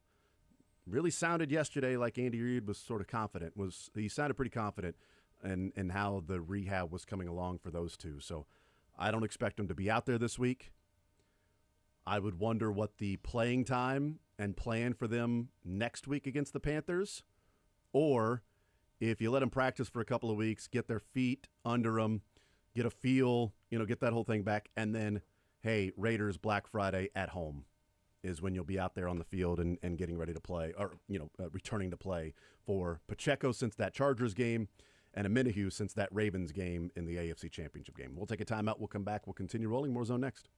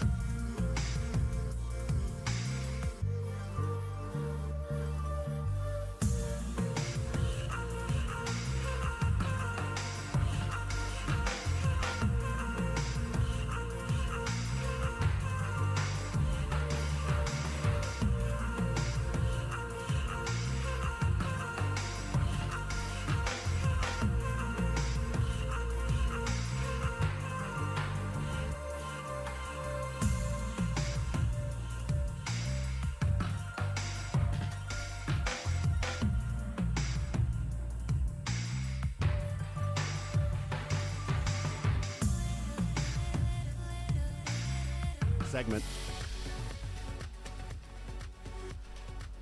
We'll see what the week number 2 of the College Football Playoff Selection Committee comes up with. We'll find out. We'll find out if it'll come down to, after this weekend, we'll find out if it'll come down to Kansas and Colorado next week. If Colorado gets past Utah. Yeah. And then it'll be KU and Colorado. If Kansas gets past BYU this weekend, then now you're looking at realistically Kansas playing for a bowl. Because then you're like, can they go to Baylor and win? Yeah, if they can beat Iowa State, BYU, and Colorado, they can go to Baylor and win. They can beat Baylor, yeah. Yes. So they've taken care of game number 1. They need 4. The first 3 are tough. They are 1 for 1. What's hilarious is going into this season, though, we all said, oh, yeah, they'll beat Colorado. Oh, yeah, they'll beat Iowa State. Oh, yeah, they'll beat BYU. I think they'll go to BYU and win. I think they can win this game and that game. It's a, I'll be honest. I was probably wrong because I had them, beating UNLV at home. So I clearly got that wrong. I was the only one. I went out on a limb and said I think they're going to beat UNLV at home, and everybody disagreed with me, and you guys were all right. So good for you. But no, I've BYU, that being a home game is certainly beneficial for them over Kansas, because Utah going to Colorado, I don't know that Utah has anything left after that devastating loss. Yeah. And BYU coming off that win against Utah, facing Kansas at home, that's 3-6 or 4-6, whatever they are. I guess it'd be 3-6 because they got 3 games left. So 3-6. Is BYU spending this week getting ready for Kansas after the Holy War on Saturday night and that win in Utah? The way that they would if this was if Kansas was not 3-6, if Kansas was 6-3, if this was a matchup for if you don't win, you may not make the Big 12 championship. Sure. And I think Kansas is approaching this as like this is a real test of how good we are, because we know we're better than what our record says. We have lost these games that we feel like we should have won. Let's salvage the year. Let's go to a bowl game, and let's show just how good we are. And, yeah, it'll be something to hang our hat on for this season, knowing that we let some games slip away, but we were a damn good team. That can be a dangerous team to play against. Because I woundo want to play Kansas this week if I'm BYU. No, I would not. You can play a little looser. I mean, seriously, you're playing loose. You're playing what do you have to lose? I mean, it's not like you really have a ton. Yeah. You go out there, and it's a prove-it game. And for BYU, it's like, okay, get through Kansas. You got Arizona State on the road, and then you got Houston at home. This is their last real test. I think so. I mean, big one. I mean, again, any given Sunday, any given Saturday, anything can happen. But this is a massive game for BYU with Arizona State and Houston. The only Arizona two teams left. I mean, Arizona State's 7-2. They are a surprise team this year, being 4-2, and also if BYU were to lose the next 2 weeks, they would not be playing in the champ because they would not hold the tiebreaker against Arizona State. Yeah. Because Arizona State would have that tiebreaker over them with only they have, I think both their losses. Both Arizona State's losses are in conference. You know what? I'll be bold and say it. I think this 12-team college football playoff has created the most exciting college football season we have seen in years. Ever. I don't know. Ever. I think that 2-loss LSU team back in 2009, that was pretty badass. Came down to .00001 over Oklahoma State or whatever it was to get in. Yeah, that was crazy in the BCS. Oh, my God. Yes, I agree with you. This has been unbelievable. And the Big 12 has 6 teams with 2 losses or fewer in conference, and the SEC has 7.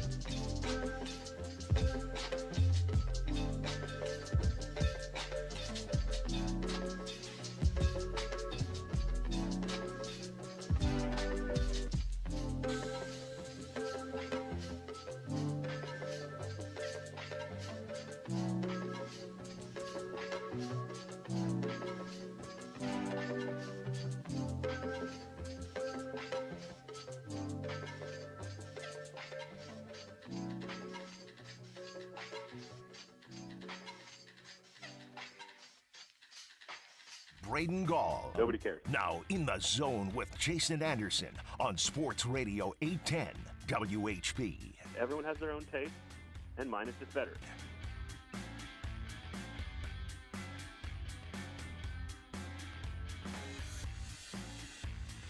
All right, we'll continue right here on Sports Radio 810 WHB. Jason Anderson with you. Sterling Holmes, Dylan Michaels heading up until 2 o'clock. Todd Lebo joins us in the 1 o'clock hour. Factor Fiction coming our way with Todd Lebo. That is about 125 or so. Right now, let's talk some college football with our college football insider, Braden Gall, owner of the 440 Sports Podcast Network, ESPN Radio, Athlon Sports, joining us here in the zone on a Tuesday. Braden, what's up, man? How are you, sir? I'm doing well. How are you? I am doing just fine. Looking forward to another weekend of college football. We'll see what happens tonight with the college football playoff and where the certain teams end up and what they look like. And we'll see if the eye test still passes for Miami and what they may look like tonight. We'll see. I want to talk about a couple of games locally before we get into some bigger picture implications. Missouri and Oklahoma. Was that either team snatching victory from the jaws of defeat, or was that both teams trying to snatch defeat from the jaws of victory? Yes.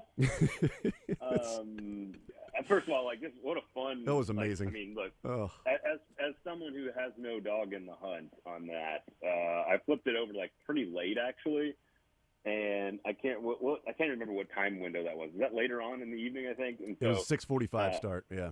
6:45 start, yeah. So it was before I settled in for the second half of the BYU Utah game, and I flip it over, and I feel like it was like, oh, this is kind of boring. Yeah. and then all hell breaks loose, and so a little bit of everything, right? Like mistakes, but also opportunistic defense, certainly with the turnovers. I mean, just it was a lot of fun, and I think it's one of those games that's like, man, that's what college football is kind of all about.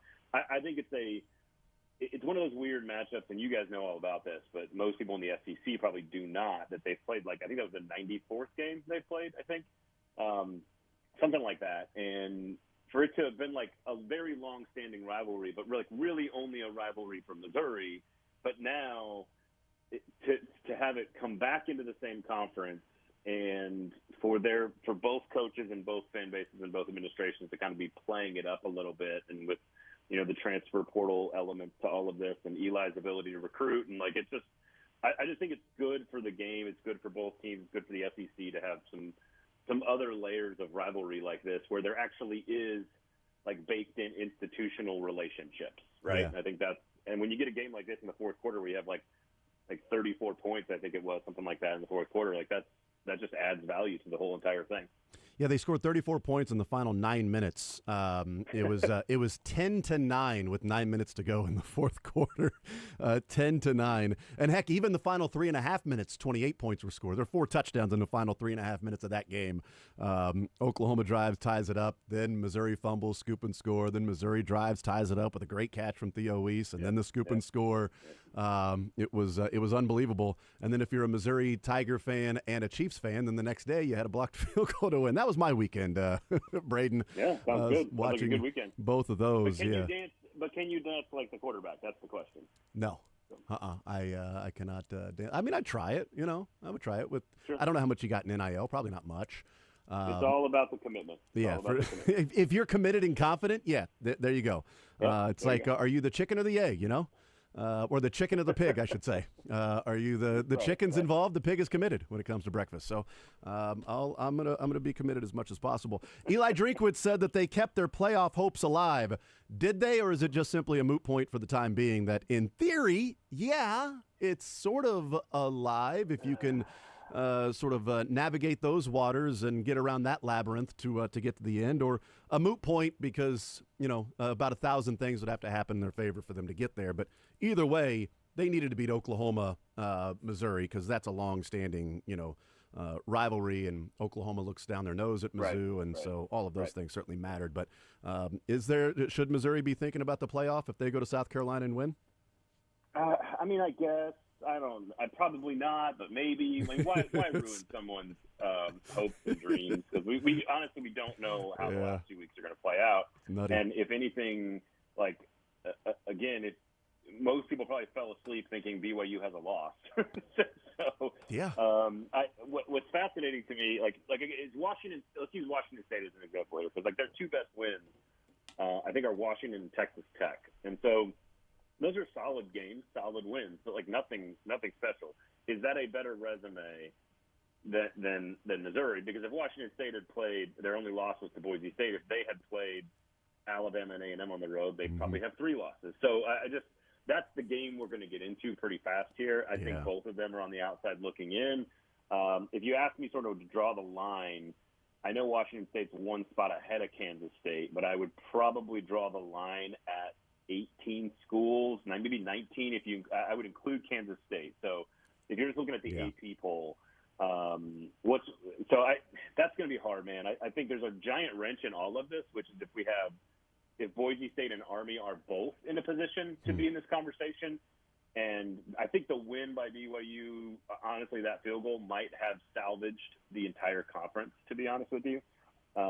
Because everybody's losing across all leagues. I mean, here's the other thing about Missouri that kind of ties. This is what's beautiful about the playoffs. It ties everything together. Like Ole Miss's win affects Missouri, and it affects Missouri because Ole Miss now has a clear control your own destiny path to the playoff.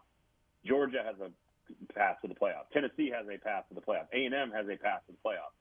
Missouri's behind all of them. So it's really hard to find a path for Missouri. Same thing with Washington State, for example. Kansas State and Colorado have an automatic bid they can get to. But like right now, if Colorado and this is why BYU's win is so important. If they had lost that game and they fall back down into the same range, whatever it might be, 13, 14, 15, like the same range as Army and Colorado and Kansas State. In theory, again, people don't really realize this, but it's not the Power 4 automatic bids. It's the highest 5 rated conference champions, and there's a chance Boise State is ranked ahead of a Big 12 or even, frankly, ACC champion now with Miami losing. And the same thing could be said for Army if they beat Notre Dame. So there's a lot of ifs and a lot of craziness, but like there's a possibility that not only does one G5 champion get in, but two, and could one or either of them be ranked ahead of a power champion? That's possible. I'm not saying it's going to happen, but it's very possible. So all the way back to Missouri, most teams only have 2 games left. Some have 3. There's a good chance that a lot of these teams are going to keep losing, or a bunch of them will collect wins, and then we'll have a very complicated. I've been saying for the entire year, we're going to have, I think, 4 or 5 or 6 2-loss teams, and people were always like, I don't know about that. I'm like, guys, 10-2 is a top 10 performance most years for most of college football. So I said last week before the college football playoff came out, the first ranking last Tuesday, and I had said on the show here, and we were talking about this compared to the NCAA tournament. Like, I don't care about who the 69th, 70th, 71st team is in the NCAA tournament at all. You're not; those teams are not going to win a national championship. I care more about, okay, this team should have been a 2 seed instead of a 4 seed, because that changes matchups and that can have an impact on the tournament overall. But ultimately, any team that can win a national title is in the tournament in college basketball. In college football with the 12 teams, my thoughts last week said, I don't know that I would highly doubt that a team is left out that could actually win the national championship. But if Tennessee beats Georgia this weekend, Georgia would be, probably end up a 9-3 team with not even playing in their conference championship game.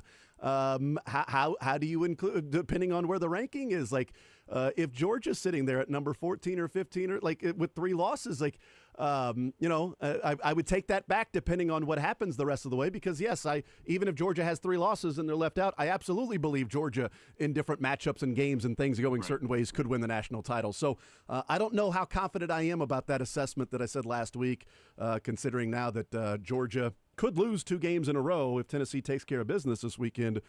It is between the hedges. That's going to be a lot more difficult, and Georgia coming off that loss. But if you looked at it, would you say that, in any given year that the 12 teams, a team that was left out had a real chance of winning a national championship? Or each year we're going to find the teams that are deserving of the national title that, would be able to win it over 3 or 4 games are in those top 12? Yeah, I mean, I think, yes, a 3-loss Georgia, a 3-loss Bama, it's all the same. And this is where I'm okay with some brand bias, because I think brand bias is thrown around a little too liberally with the committee and, trying to get people riled up on social media. And I think the one area that you can say there's some brand bias is that if you are a fairly good football team with elite recruits and you have played a very difficult schedule and you came up short a couple of times and you got left out, those are the teams that could do damage in a tournament. And it's Georgia, it's Clemson, it's LSU, Texas A&M might be in that group. I mean, again, if Miami were to lose a game and get left out, you could probably say, all right, maybe Miami could do it. Like that, those are the teams you have to point to. No one's going to look at, a 3-loss Louisville team who finishes 9-3 and be like, yeah, I think that team's good enough to win 4 games. So, and again, that's not fair necessarily, but I agree with Georgia specifically because we know the coach is a proven commodity. We know the team and the talent. We know all that stuff. And most importantly, if almost any other team in the nation had played 3, because you're talking about Tennessee, if you lose, that puts Tennessee into the SEC championship game and, 1 game away from being a top 4 team, which means all 3 of their losses, 2 of which were on the road to playoff teams, Ole Miss and Alabama, and one of them was to Tennessee, potential SEC championship team. So if your 3 losses are relatively close and 2 are on the road and all 3 are the playoff teams, that's a pretty unique resume for a 3-loss team because, honestly, I love the SMU story. I like the Miami story. I like the Army story. I like Boise State story. Like, you can go down all the lists of these Indiana, BYU, but if they had to play at Alabama, at Ole Miss, and Tennessee, how many of them still have the same record that they have? And I don't that's an unprovable thing, but I think we all have like a common sense answer to it. So ultimately, what I think it comes down to is very similar to the back end of the NCAA tournament, like you're talking about, which is Dick Vitale said something to us on our show like 15 years ago when I was working on Space Radio, and he basically said he was upset about some 12 seed or 11 seed getting left out because they had played a really difficult schedule and they got left out. And you know how he goes on these rants about bubble teams or whatever. But he said something interesting, which I thought was very sort of like appropriate and sort of can go backwards and forwards in time in terms of its being important and relevant. And that is, like, if you are going to reward a team for having an extraordinary season, and in basketball that's the 30-2 at mid-major team, right? Versus a team that probably played a far more difficult schedule, maybe has better players, and we'll never know who would win head-to-head. Mm-hmm. But if you want to reward a team for a great season, fine. If you want to put the team that earned their way into the tournament in, fine. But just tell us what you're doing. And so, to me, that's right now, Penn State's schedule is not all that impressive. They've played one elite team and they lost at home. So, like, I don't know why Penn State's getting the automatic benefit of the doubt to be number 4. All these teams are flawed. I mean, we can point to all these teams and be like, there's flaws in all of them. But Indiana, BYU, Boise State, Army, if they get in for any number of reasons, it's mostly because they had an extraordinary season, right? They did something special. They had an extraordinary season. And if you want to reward that as a committee and as a sport, I don't have any problem with that. Just say that. Just say that. And again, obviously, if you're Indiana and you win the Big Ten championship, or BYU and you win the Big 12 championship, you've won an at-large or an automatic, and I understand that. But ultimately, my point is Indiana loses to Ohio State. They're 11-1. That's an extraordinary season, unprecedented, greatest season in school history. The strength of schedule and the wins don't necessarily scream playoff teams. Alabama and Georgia, to your point, are going to have way, way more difficult schedules, way better wins, and a better loss potentially. So what are we doing here? And so ultimately, I just think personally, I don't really actually mind either way. Yeah. I don't have a problem with you saying, no, we're going to reward Indiana for having an extraordinary season. They deserve their opportunity because this is an unprecedented thing that they've accomplished. Great. Say that then. If you're saying, no, it's about, who has earned it, who's the best based on merit, and who's the best based on strength of schedule and quality of wins and game control, et cetera, et cetera, et cetera. I'm okay with that too, because my brain is capable of saying, you know what, I think Georgia's probably better than Indiana. I think they probably are, and understanding voting for Georgia as well. Visiting with Braden Gall, owner of the 440 Sports Podcast Network, ESPN Radio, Athlon Sports. I'm going to talk about a couple of local schools as KU gets ready for BYU this weekend, and they win against Iowa State at Arrowhead, and pretty impressive win. And they needed to win the final 4 games coming out of the bye week to make a bowl game, and 3 of those games right out of the gates were Iowa State, BYU, Colorado, all top 25 teams. And, of course, if they can go 3 for 3 there, then there's no reason they can't beat Baylor. But BYU this weekend coming off the Iowa State win, I don't know what's going to happen there at BYU, and I'm sort of curious as from an outsider's view, Braden, and I know you're a fan of Lance Leipold, the way Kansas played against Iowa State, the way they were there against Kansas State, in a late turnover, and Kansas State making plays. And we talk about the Chiefs finding ways to win. If KU were to knock off BYU or Colorado, is there a positive to take away from the season of, like, man, you knew they were good, you just had some things that didn't fall your way? Do you come away with, like, man, this was just a bunch of missed opportunities, but it was a good team and you can still build off that? From an outsider's view, like, how would you package a team that if they go 2-1 the next 2 weeks and miss a bowl and they're 5-7, depending on all the bowl games and everything, how do you package that season from the outside looking at Kansas, knowing that they're capable of winning a number of these games that they, just lost a number of close games along the way? Right. Well, it's funny. We did the Athlon podcast last week, and we did a whole sort of look at this, the last few games for Iowa State, Kansas State, Colorado, BYU. And, like, they all play Utah and they all play Kansas. And yes. it's like, look, those are 2 preseason top 25 teams with very good coaches that have not lived up to expectations. I can guarantee you they are going to cause problems. And so it's no surprise. Now, is it a surprise that they, almost 8 yards of play, over 500 yards of offense, and, like, it was the best, offensive, worst defensive showing for Iowa State all year? That's a little surprising, but it should not, and frankly, the Colorado win at Texas Tech, also same kind of thing. Texas Tech, sneaky good team. You're on the road. Like, I thought everybody was going to lose. Like, I really thought everyone in the Big 12 was going to lose last week, and it was really darn close.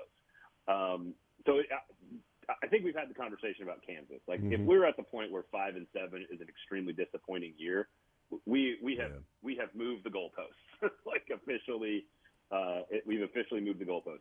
Is it unfortunate that we look back and say, man, if you're two close wins away from being a winning team with a 7-win record, like, yes, obviously, and in particular how it happened, right? Turnovers by the star quarterback in a couple of key situations, like that's not what was expected of the season. But I think the Big 12 is showing us, and to BYU's credit, like the way they fought back in that second half, like the fact that on any given Saturday, basically anybody can beat anybody in the Big 12 is a compliment, in my opinion, to the league. It's not going to be viewed that way by other fans of other conferences. Like Big Ten SEC snob is going to look at that and go, well, look, nobody's good enough to be undefeated, blah, blah, blah, blah. Just, take away BYU's record for the sake of this conversation. And just say, well, they're going to discount it, right? And I don't think that's fair. I just think it's a very balanced, unpredictable conference, which is frankly fun. That's just a fun thing. But were we dangerously close to these teams continuing to knock each other off? Absolutely. And I don't think it's going to end right now. Yeah. I think we've got more of this coming. And now Iowa State's like in the spoiler role because they'll play Kansas. Like now it's even in a matter of 2 weeks, it's gone from undefeated top 10 to now unranked spoiler. And like, good teams that clearly have good coaches and good talent are going to cause problems for teams more in this conference than in any other, where you just play 5, 6, 8% better than you normally do. You can beat anybody. You play 5, 6, 8% less than you normally do. You can lose to anybody. And that's a Big 12 thing. That's not an ACC thing. That's not an SEC thing. And it's not a Big 10 thing. Visiting with Braden Gall, I want to talk about BYU as well with KU this weekend. I don't know how much Utah would have in the tank to head to Colorado and pull off that upset and help out Kansas State along the way. But from BYU's perspective, they win that game. Excuse me, it was stolen from Utah. BYU had the game stolen from Utah and given to them for some reason. It was like the Robin Hood of stealing from Well, Utah. Was it a Utah player who used a cuss word though in the week building up to the game? Like, is that partly what happened? Yeah, like it was it's karmic balance because a Utah player used a bad word, and maybe that's why. Right. They talked to a girl after 10 o'clock at night, and so there's a lot of things that happened leading up to it that it's sort of like the world found its level, But BYU These are facts. It's science. That's exactly right. I should have bet more on BYU money line. That was dumb. BYU wins that game, and the emotions that go into winning the Holy War, right? And they've got a home game against a 3-6 team. I don't think the coaching staff or some of the veteran guys at BYU are going to go, Kansas 3-6, we're good, because they just did what they did to Iowa State. But at the NFL, it's tough sometimes to back up a huge emotional week and an emotional win to come right back just as strong the next week in the NFL. These are college kids that are 9-0 and had been sort of waiting for that particular game. Is Kansas going to get BYU's best shot, or how much of a chance do you give Kansas? They're 3-point dogs right now on the road. I think Kansas has a great shot to go and win, and I might pick them to go and win because I question BYU's ability to bounce back after a win like that, and no fault of their own. It's just simply human nature. Well, and no, I agree with you and everything you're saying there. I think, as I said, I think Kansas and Utah are going to cause major problems for this entire conference down the stretch. That's what I thought going into last weekend. We almost went 2-0 on that last weekend. There's a chance that they can continue to cause problems as well. That was the worst offensive game for BYU in a long time. They've been very, very balanced, and they just didn't have credit to Utah on the road, or Utah at home, BYU on the road, and in a hostile game, rivalry, energy levels, all the stuff. But there was nothing really on paper that said Utah should be able to play that game from a schematic matchup standpoint. And to your point, I think sometimes college kids and sports and the human element creeps in, and rivalries mean a whole lot to people. And while that doesn't apply to Kansas and BYU, Kansas coming off its best performance maybe of the entire year, BYU coming off an offensive performance where they were, Utah was able to do things to that BYU offense that we have not seen for a while. And so you got stuff on tape now for Lance Leipold to look at. I'm not surprised at all. In Vegas, it sounds like Vegas completely agrees with your premise. So I would not be surprised at all. If this game was in, I guess, the state of Kansas, we'll say, then I think I would feel very comfortable picking the Jayhawks. But technically, the game wouldn't be in the state of Kansas; it'd be in Missouri at Arrowhead. So it's that's what I'm saying. in the area. I can't say in Lawrence. You know what I mean? Right. Exactly. If this game was in Lawrence, AKA the area, then you know what I'm saying. It's just weird they're playing their home games in SEC territory. It's just odd that they're doing that. Listen, I've driven through lots of southern Missouri. It's definitely SEC territory. What's interesting, I just want to sit back and watch. I want to know if BYU here's ultimately maybe what we're going to learn. Do I think BYU can go undefeated? Sure. I think the at Arizona State game the following week is really, really interesting. My instinct is they're going to lose a game in the regular season of the last three. Houston's kind of sneaky, right? That's not a game you would pick them to lose, but Houston's a sneaky game. They're very well coached. Willie Fritz has kind of gotten them better as the season's gone along. Kansas is playing its best right now. Arizona State's coming off another nice win. Statistics will tell you BYU loses a game, and then they go into the Big 12 championship game needing to win to claim a spot in the playoff. That sort of makes sense, right? Especially if they're rematching a team that they largely dominated earlier in the year in Kansas State. Or what would be really fun is the BYU-Colorado matchup, but we'll get to that in a couple of weeks. The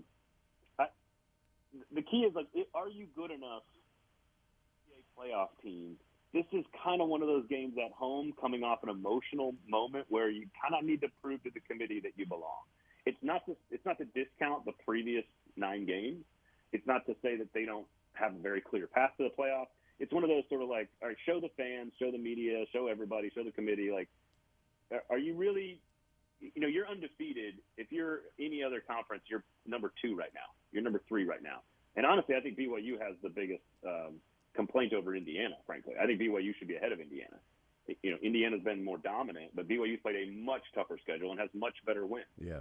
And so I think BYU's the team that can complain about, the bias or whatever in the committee, which I don't think is real. I just think they're not giving BYU enough credit. And, you come off an emotional game where you probably should have lost and you beat Kansas at home, a team that's coming off their best win, and you kind of show some folks something that I guess people haven't seen because they probably didn't watch the SMU game early in the year, or maybe the Kansas State game on a Friday night. Wasn't that a Friday night game, I think? That's one of those I hate to say that about an undefeated team this late in the season, but it does feel a little bit like there's some people that are doubting what they're doing, and they need to continue to show people, which is unfortunate. Yeah. K-State gets through Arizona State this weekend. If that happens and Colorado beats Utah, then the fun part around here is going to be the entire state of Kansas, including Kansas State fans, rooting for KU to knock off Colorado so that Kansas State would end up going Keep it in the family. Yeah, absolutely. Real quick for you, prediction time, Georgia or Tennessee? Who you got this weekend? And Nico's playing, right? Well, I would assume that part of the strategy for benching him in the second half of a game you probably thought you were going to win easily was precautionary. They reported that quickly that night. I've talked to some folks. It seems like it was precautionary. Okay.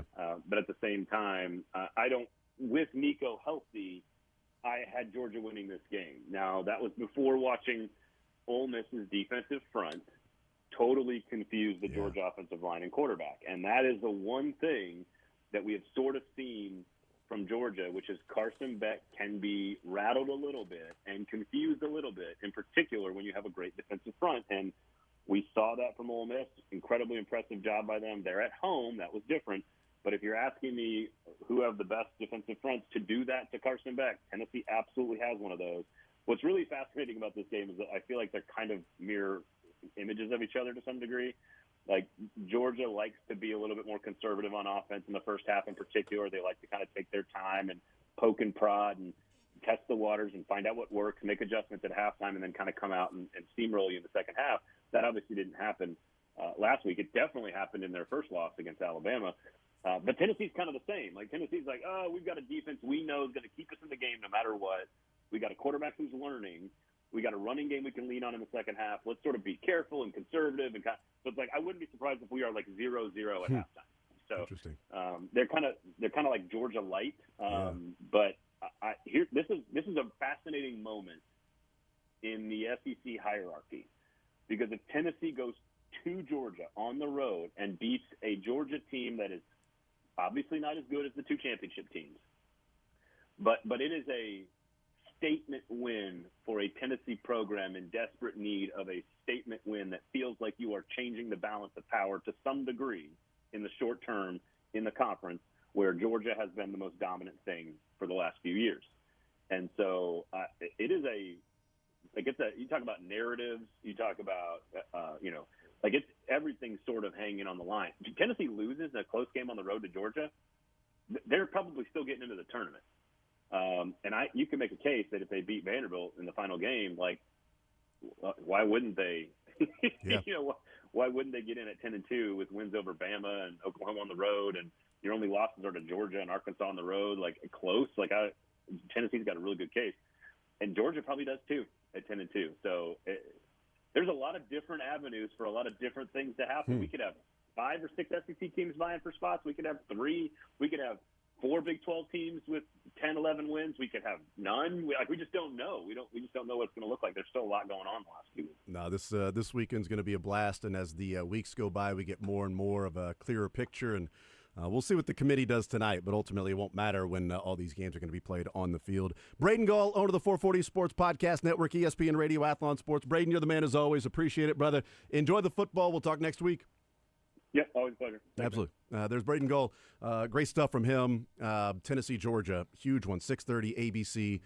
Georgia, last I checked, was, 10-point favorites in this one. Nico, as he said, he expects Nico to play, which – Remigio, of course. Nico Remigio, of course. And the starting quarterback for Tennessee, the younger kid who's incredibly talented, but still raw to some degree. If he wasn't playing, then Georgia, I would take minus every of the points. What are the points? Are you going to take Georgia's minus the points? What are they? Yes. Yeah. What's the spread? You know what? Yes. 49.5. Yeah, that's okay. I that's might fine. take the points. I might take the points. I don't know. But yeah, this game should be a blast and could go either way. And I think KU goes to BYU and wins this weekend. I think K-State takes care of business against Arizona State. And then, still scoreboard watching to see what happens with Utah and Colorado. And then goes into next week with KU an opportunity to say, we've gone 2 for 2. If we beat Colorado, we should beat Baylor. Like, legit, there's a bowl game right there to salvage the season and to make something of what you think you are as a team, and say, we finished the last 4 weeks 4-0 against 3 top 25 teams. Like, that's the team we were, not the team that happened with some of those losses and untimely turnovers. And I think Mizzou loses and South Carolina covers this weekend. So South Carolina's really good, man. No, you're just trying to throw this into existence of put it out there that put it out there. It's the reverse exact opposite. jinx. I see. Yeah, it's reverse jinx. Yeah, South Carolina lost a crazy wild game against LSU at home in Week 3 when we had different thoughts about LSU at that time, and then lost a lot to Ole Miss. Yeah. But now we've seen Ole Miss do what they did to Georgia. They went to Alabama, and that was when they had Alabama on the ropes. They lost by 2. And ended up losing by 2. But, they They're a won good some team. games by a lot. Like, they dominated Vanderbilt. They dominated A&M. Dominated Oklahoma. Dominated Kentucky. Yeah. No, they're a legit team. They're a pretty darn good team. Yeah, if Missouri loses to South Carolina, there's nothing where you walk away Oh, and 12 say, points, though. Ooh. It's 12.5. Ooh. I don't know. That's why I still think South Carolina covers. Like, It all comes down to Pine or Cook. If it's Cook, I like the points from Mizzou. But you're saying if it's Pine, they're cooked? Cook the Pine.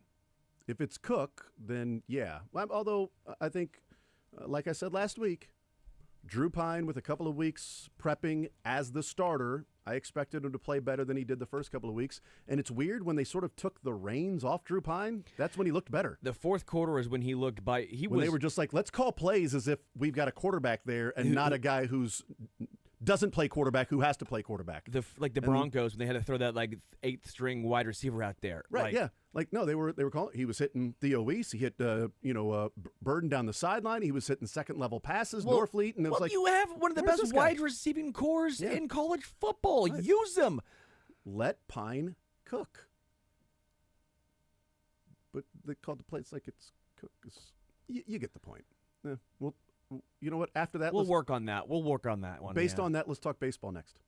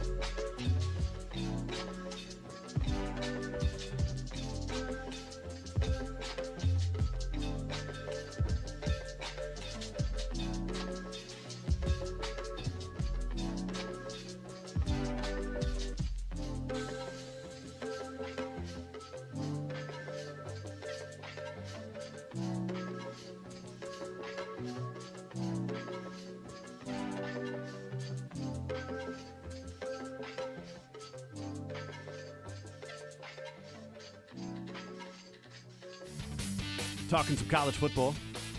We'll talk with Todd Lebo coming up at 1 o'clock. 913-912-4810. You know, I said, we talk a little baseball here. I wasn't joking. Ooh. I was not joking. Ooh. Last night, the finalists for some of the major awards were announced. It's a major award. Were announced, and Seth Lugo, a finalist to win the Cy Young, and Bobby Witt, top 3 to win the MVP. We figured that was going to be the case. We've been following it all year. He was behind Aaron Judge. It was Aaron Judge and Bobby Witt ahead of Juan Soto. Well, consider we counted it on our ZOUs already. So. Well, that was only had to be top 5. I guess that's how dumb I was. Sure, yeah. That's how dumb I was. I didn't even have him in the top 5. But Bobby Witt officially in the top 3. I think he finishes second. But just by being in the top 3 of voting, which was announced last night that he was, the Royals now receive a draft pick in the 2025 draft right after the first round. So anywhere from 29 to 34 or 32, I think, have been the other draft picks that have gone to like the Mariners and because their center fielder that was Rookie of the Year. Oh, Julio Rodriguez. Julio Rodriguez came up and then won Rookie of the Year, so they got a draft pick for him. The Orioles, the Diamondbacks, they got draft picks for the player performance incentive, which means that if you have a consensus top 100 prospect, that's the thing, it has to be a consensus top 100 prospect. I think that's like ESPN, Baseball America, and I'm missing one. MLB.com. So MLB, Baseball America, ESPN, on 2 of the 3, they need to be a top 100 prospect, and they open the season on opening day with your team. and they either win Rookie of the Year or Cy Young that year, or they finish in the top 3 of MVP or Cy Young before they are arbitration eligible.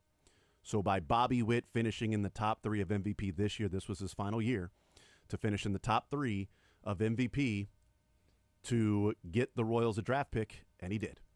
So they have a draft pick. It's there's a comp between the first and second. Yeah. It's before those compensation picks. Yeah, I'm looking So it's at the first compensation picks that you get right after the first round. Yeah, like Jordan Westberg was actually in the well, this is 30th overall. I'm just kind of going right. in this area of Yes. some names.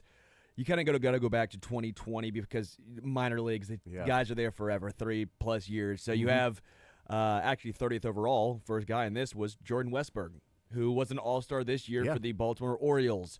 The Royals had someone 32nd. That was Nick Lofton. He was part of that comp balance. But not this comp. That was Correct. Just This is just this is just the general one. Yeah, this was before I'm just that, trying to but get yeah, some names or some for sure. Yeah. so that way people can get a. It's Yeah. easier when you have a player or a face to a pick. Kind of helps you with the talent level there. Yeah, and so they will get that selection officially when that came out last night. So that'll be in the 2025 draft. The Royals will have 2 first-rounders and whatever competitive balance pick that they get. So they'll have their first-round pick, and then they will have one directly after the first round with Bobby Witt finishing in the top 3. Other news in baseball, it is not going to happen, but, man, I would love for it to happen. So Roki Sasaki has been released to Major League Baseball as a 23-year-old and the next Japanese superstar to come over to the States. And this is very much in the Shohei Ohtani realm and not the Yamamoto realm. Because if you just said this guy's going to be posted and Major League Baseball teams are going to be able to bid for his services, the Royals would have 0 shot at landing Roki Sasaki. And maybe they have 0 shot anyway. Sure. Maybe they have 0 chance to land him anyway. But this is not an open market bidding process. Because he's not 25 years old like Yamamoto, who got the 12-year, $325 million contract. Because he's not 25, he is subject to the international signing rules, which means the most a team can give him as a bonus is what the international slotting bonus pool money is.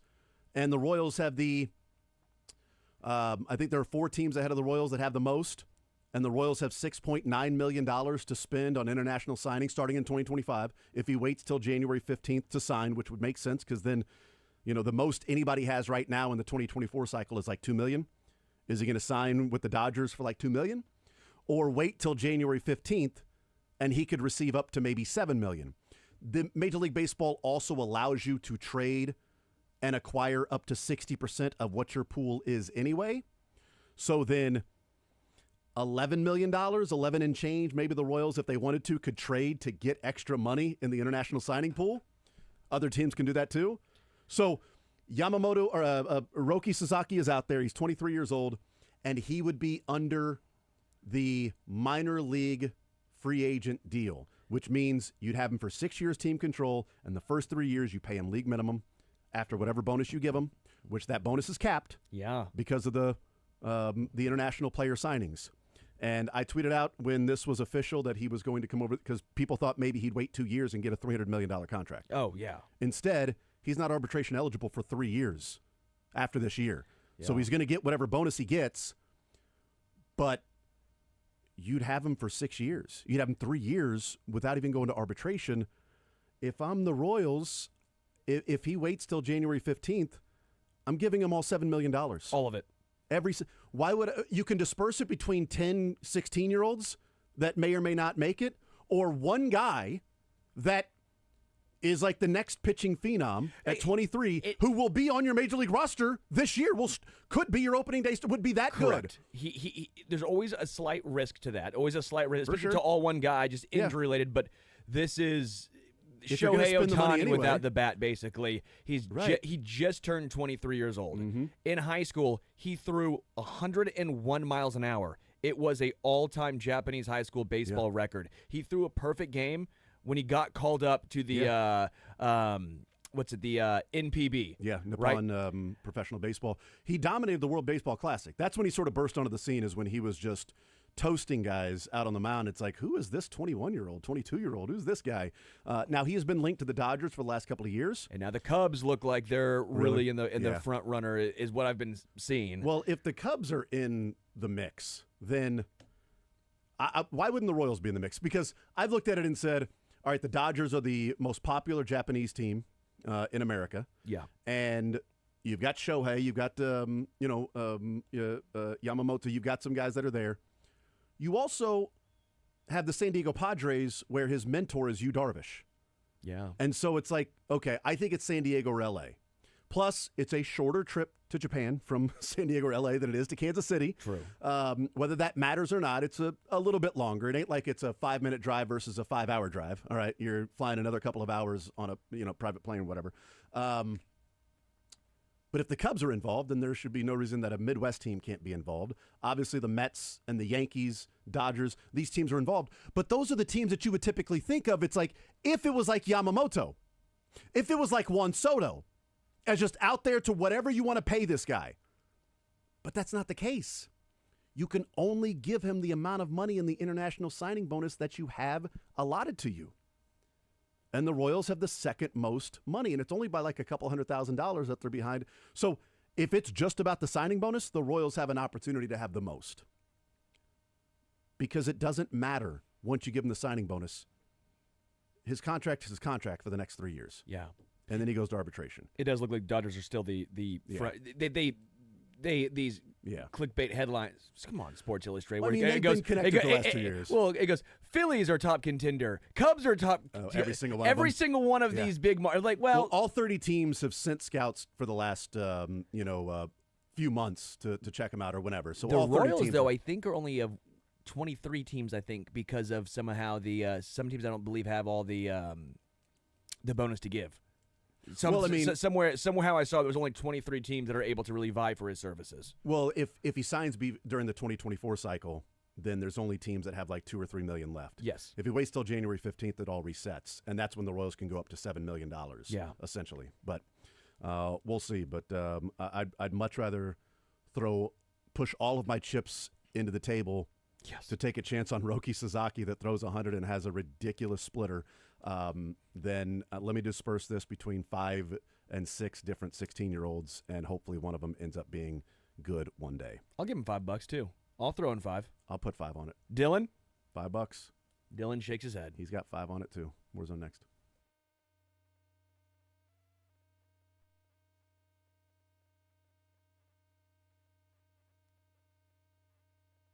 Hey everybody, is the left tackle position stressing you out as well with our favorite football team here in Kansas City? Well, Greenlight Dispensary is here to help out with that.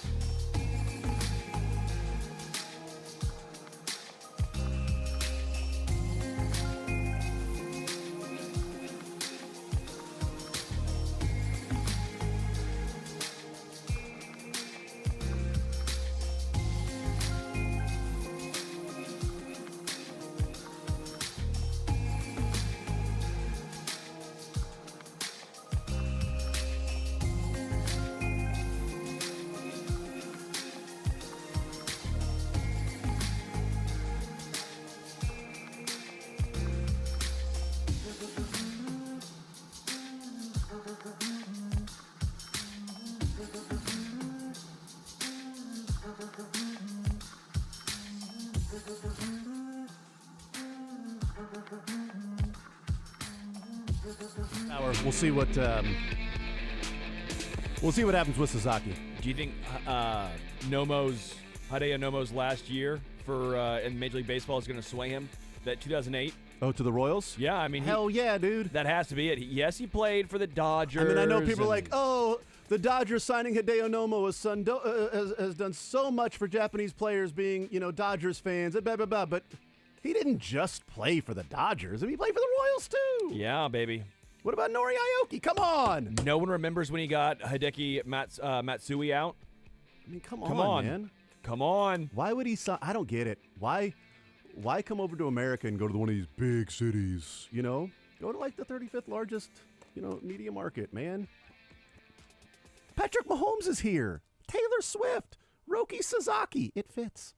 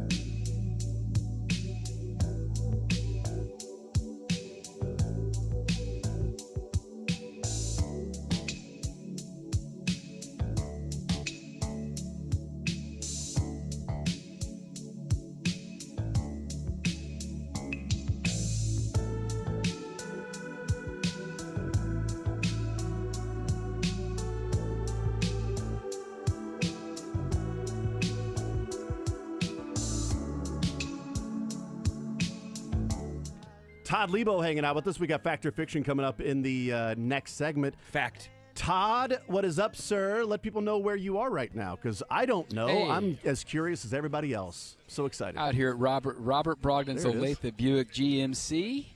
Having a great time out here. Today we'll be here till 2 o'clock. They've got always great inventory. It's growing and growing, so that's selection is back up. You've got all kinds of great deals, up to $13,000 off GMC Sierra 1500 models, $7,500 off Buick Encore GX models. I'm sitting right next to a beautiful Encore GX in the showroom. And you can also get $5,800 off GMC Yukon models. Great 0% APR financing on lots of vehicles if you qualify. It's Robert Brogdon's Olathe Buick GMC, I-35 in Santa Fe. If you come out here while we're here, we have a few day passes. This is something that Sterling wanted to do, I think. Go to the Rendezvous Climbing Gym. I know Petro was out there about a month ago. Yeah. It's open. You can learn how to climb a rock wall or whatever. We've got some passes to that. We've got some Mavs tickets. If I don't have a lot of them, but if you come out here, I'll give you some Mavs tickets for the Saturday the 30th. Nice. Playing against the Tulsa Oilers. So come on out here and say hello to us. I-35 in Santa Fe, be here till 2 o'clock, having fun. There we go. And we got some Fact or Fiction coming up later on this hour as well. And the winner of that one will also win some tickets, too? I mean, seems only right. I don't know. I think the person who asks, might as well. I think the person who asks the questions gets to go to the rock wall thing. No? No. Sounds like we're all tied. So it's all good. Including with the person who is emceeing the whole thing, officiating this entire thing in Sterling Holmes. We're all tied, all four of us. I do want I want it known that Sterling did pay his bet off. Got me his coffee, coffee this week on the Freddie Fermin Gold Glove thing when we actually went back and scored one of his Fact or Fictions. We don't seem to go back and score any of the, hey, I've got a golf outing with the boys coming up this weekend. How do you think I'll do, since I've been right on all three of them so far? Hey, without confidence, all I have is my good looks, so I'm going to go ahead and continue to be confident. Yeah, you also have your wrong assessment on your golf game, too. You got that going for you. Yeah, my golf game is he's excited. He thinks he's going to win. He's got confidence, that's Jason. fine. There's nothing wrong with I that. don't You know get what, Todd? last, though. Here's the thing, Todd. If you don't have confidence, you're not going to talk very well. I found that out yesterday. That's what I've heard. That's what I've heard. Andy Reid told us that, you know, confidence can't play. Well, just like you, Todd. You know, if you don't have confidence, you're not going to talk very well. You know, you're going to struggle talking. You know, I lived through that. Then I answered. I followed up with another question without stumbling around. I know, that was good. great. You showed him. You were confident. You just barged right in there like the Kool-Aid man. Is that a top 30 thing Andy has told you? Probably. On or off the record?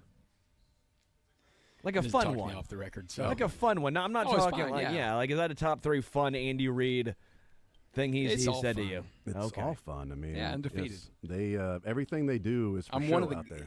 It's all part of the script. Todd and Andy's interactions are all part of the NFL script. Oh, Everybody plays their role. I'm winning him over. I'm winning him so. over. I think so. Do you butter him up? Do you ever just bring him a burger or something?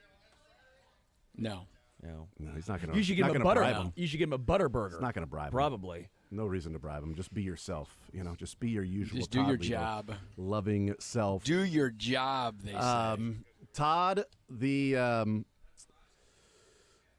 have you seen the extra angles, the different angles of the Utah and BYU final or the holding call? It Yeah. wasn't the final play. The only angle I saw Saturday night, Sunday morning was the one that didn't look great. But Yeah. now that I've seen the others, it feels a little bit like the Eagles-Chiefs Super Bowl, Dude, doesn't it? I just said that there was another angle that they showed from the stands that was an even closer view of that, where the guy grabs his left shoulder and pulls, and then even as he does that, he then reaches back out and grabs the shoulder again and pulls up on the jersey. And I'm like, that's very James Bradbury-esque. That feels James Bradbury on that hold, because if he doesn't hold the guy, the quarterback's looking that way, and the wide receiver makes the move, and then he might be open at that point. But he held him and gained leverage, and that's a penalty. Certainly not as egregious as the Utah athletic director said, but his pocket's a little lighter, just a little lighter, not much. They haven't won a game in a while, so they're angry. Did you see Kyle Whittingham after the game? Like when he left the podium, he's a big, strong guy, by the way. Yeah, Whittingham he is. And he kind of slammed his hand on a chair, made a little bit of a ruckus. He was very calm at the podium, but when he walked off, he was like, when you're kind of walking out the door, you're like, one of those kind of things. Mm-hmm. So yeah, they're not happy up there. This is we're getting our first feel into this rivalry. It's not been our rivalry. And they haven't always played. They've been in the same league a couple of times here and there. But now this is going to be a thing that I think is going to be fantastic for the Big 12. It's a real rivalry with real hatred, and these campuses are very close to each other. I mean, it's for real close. I remember talking to Stan Weber when he said they went out there for the K-State BYU game. He couldn't believe how close it all was. He didn't understand that it's not quite like Durham and Chapel Hill, but it's not far. Yeah. I mean, it's really close up there. It's all together, and these people like live amongst each other, and they don't like each other. And that's a good rivalry. It was fun. That was a wild game Saturday night. In BYU, that may be scripted. I mean, I thought Mark Harlan thought it was scripted. I did think it was funny he's that not the happy Big about being in the 12 Big is 12. like this long-time Big 12 member BYU's getting free calls. Yeah. They've been in the league for like 11 months longer than them. But also, like, the Big 12 is going to get a team in the college football playoff regardless. It's not like Mark Mangino and the dollar signs. That's right. You know what this is about? Dollar signs. Yeah. They wanted to make sure that Texas kept winning so that they got a team in the BCS or whatever. It's I guess theoretically you could be like the 5th best conference champion and you wouldn't get a home game. But I think that's pie in the sky thinking too that like Army or BY or Boise would jump in front of whoever it is. So I think he was just angry about losing to their rival and the fact that they were picked to win this league. And how many wins do they have at this point in league play? 4 and 3. 4. I think that's a little high. Or, I mean 3 and 4. 4 wins. Yeah, 3 and there you go. 3 and 4, something like that. 2 and 4. Yeah. I was doing it backwards. They're not having I was switching the dash a good around. Run. Yeah. Not going well for them. And, we all thought they were going to be a really good team. Now they've had quarterback issues and all that Utah's stuff. 1-5, like they I did said. not think they were going to – they're 1-5. Oklahoma State is 0-7, and that was the two teams people thought was going to win the league. Right. So Utah 1-5. They're not 3 and 4 like my initial guess would have been. They're going to be almost though. I think they'll be 1-6 this weekend after they lose to Colorado. Because after that game and complaining about it, how are you going to pick yourself back up and say, "Hey, let's go play spoiler to Colorado on the road with a Colorado team that knows that they control their own destiny to play for the Big 12 championship and control their own destiny to go to the college football playoff if they just win the next few weeks." I don't think that Utah is going to offer much against Colorado. And Todd, even though they were on the winning side, I was talking with Braden Gall in the previous hour, I think Kansas goes up to BYU and wins. I think the winning side, it might also take a little bit to regroup and get back ready to go to play against a team that is so much better than the 3-6 record. Yeah, I agree. I mean, I do think Kansas is really alive in this game, because, as you said, BYU is undefeated, okay? But, I'm not taking a shot at Mick here. But we know how bad Oklahoma State is. And they had to have you can't even call it a Hail Mary. You just call it a pass play with 10 seconds to go on a Friday night at home to beat a bad Oklahoma State team.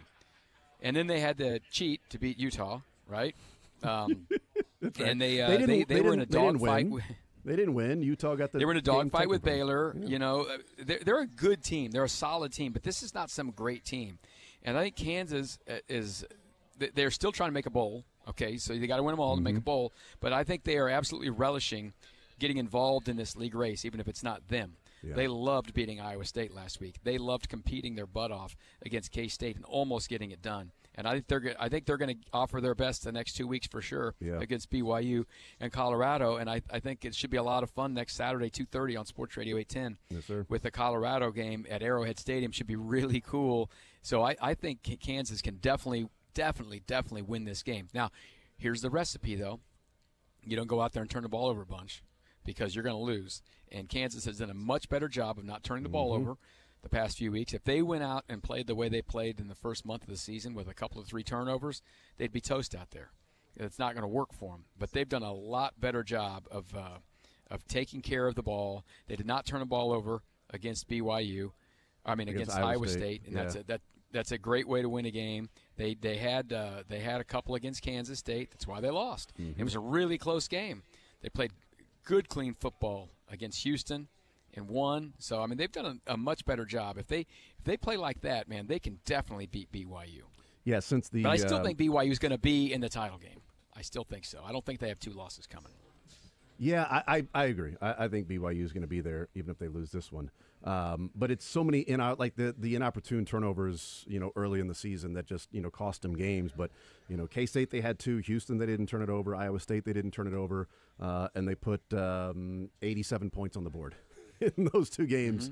And Iowa State's worst defensive performance this year. I mean, 500 yards, 45 points on Iowa State. That's a good defensive, solid, tough team. And Kansas was doing whatever they wanted to do out there on the field. Yeah, and they actually played pretty good football against Arizona State, who just has 2 losses. They didn't turn the ball over out there, but they just had a really bad defensive lapse at the end of the game, or they'd have won that game. Yeah. So they've really, I thought, played good football for over a month. And Arizona State 7-2. Like Arizona State, yeah, I guess they don't control their own destiny because Colorado has 1 fewer loss than they do. But if Arizona State beats Kansas State this weekend, they play BYU. They have BYU, yeah. Yeah, so they would need and BYU to lose their, one. Big rivalry. Yeah.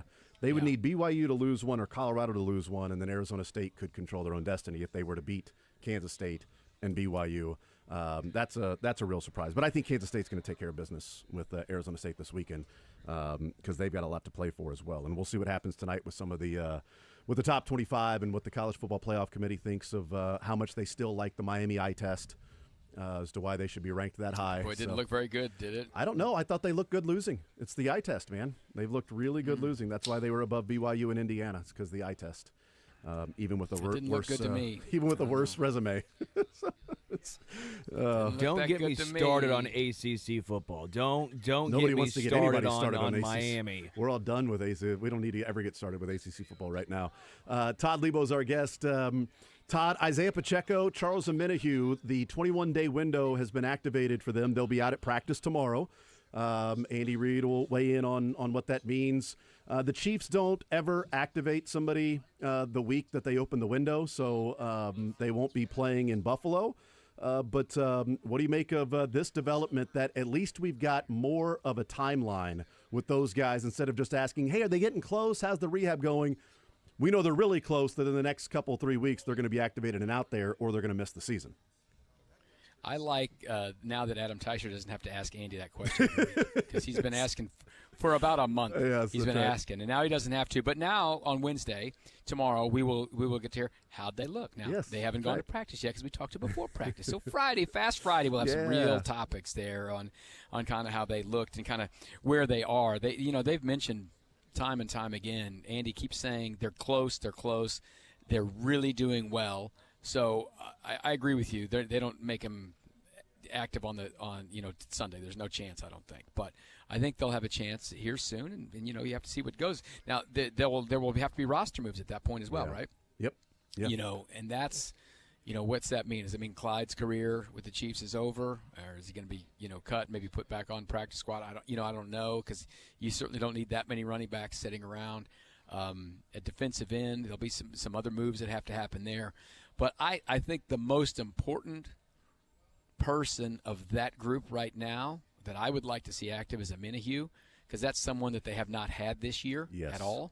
Yep. And the other guys, we've seen a piece of them. Listen, Juju had a really nice game, 130 yards or whatever the one day, and Pacheco is a great engine for this team, and I would love to have both Pacheco and Kareem Hunt on active on the same day. I think that really gives them something to look forward to. But I think right now, I heard you talking to Teicher as I was driving out here to Brogdon about how they're just not getting pressure on people with 4. And I think that Omenihu can be a big help on that front. So that's who I want. If you're asking me to rank these guys on who I think the most important to get out there the quickest is, I think it's Charles Omenihu. Do you buy into the theory that I had as to why the defense has struggled in those late drives where teams have been able to score a touchdown in Tampa Bay and then essentially do what they wanted to do, Denver, until they got into field goal range and decided just to take the air out of the football and take a knee, which I don't necessarily disagree with that strategy either. That when you're out there just playing in those situations, like guys have to win their one-on-one battles. Like you can't have Steve Spagnuolo dialing up a bunch of disguised coverages and blitz schemes when the guys catch the ball, they get up to the line of scrimmage to call the play. The next one, like you got to go. And with the Chiefs' inability to put pressure with 4, like you've got time to throw for these guys, and they have had some issues at cornerback too. Like I think the late drives, in fact, those teams scoring, I think it does more to show how good Steve Spagnuolo is during the game in his scheme and putting guys in position when he's got time to call plays and counter what he thinks the other team is doing. Yeah, there could be some truth to that for sure. You just like to see some success at some point on one of these. And listen, they ended up winning the game because they blocked the field goal. But I was third down conversions on the last drive against the Broncos what really had me kind of down about it. You know what I mean? Because they wasn't like it was 3rd and 1 on all of them. That pass, the one that really got him in position where Sutton got McDuffie it's a pretty tough one. This is your guy, right?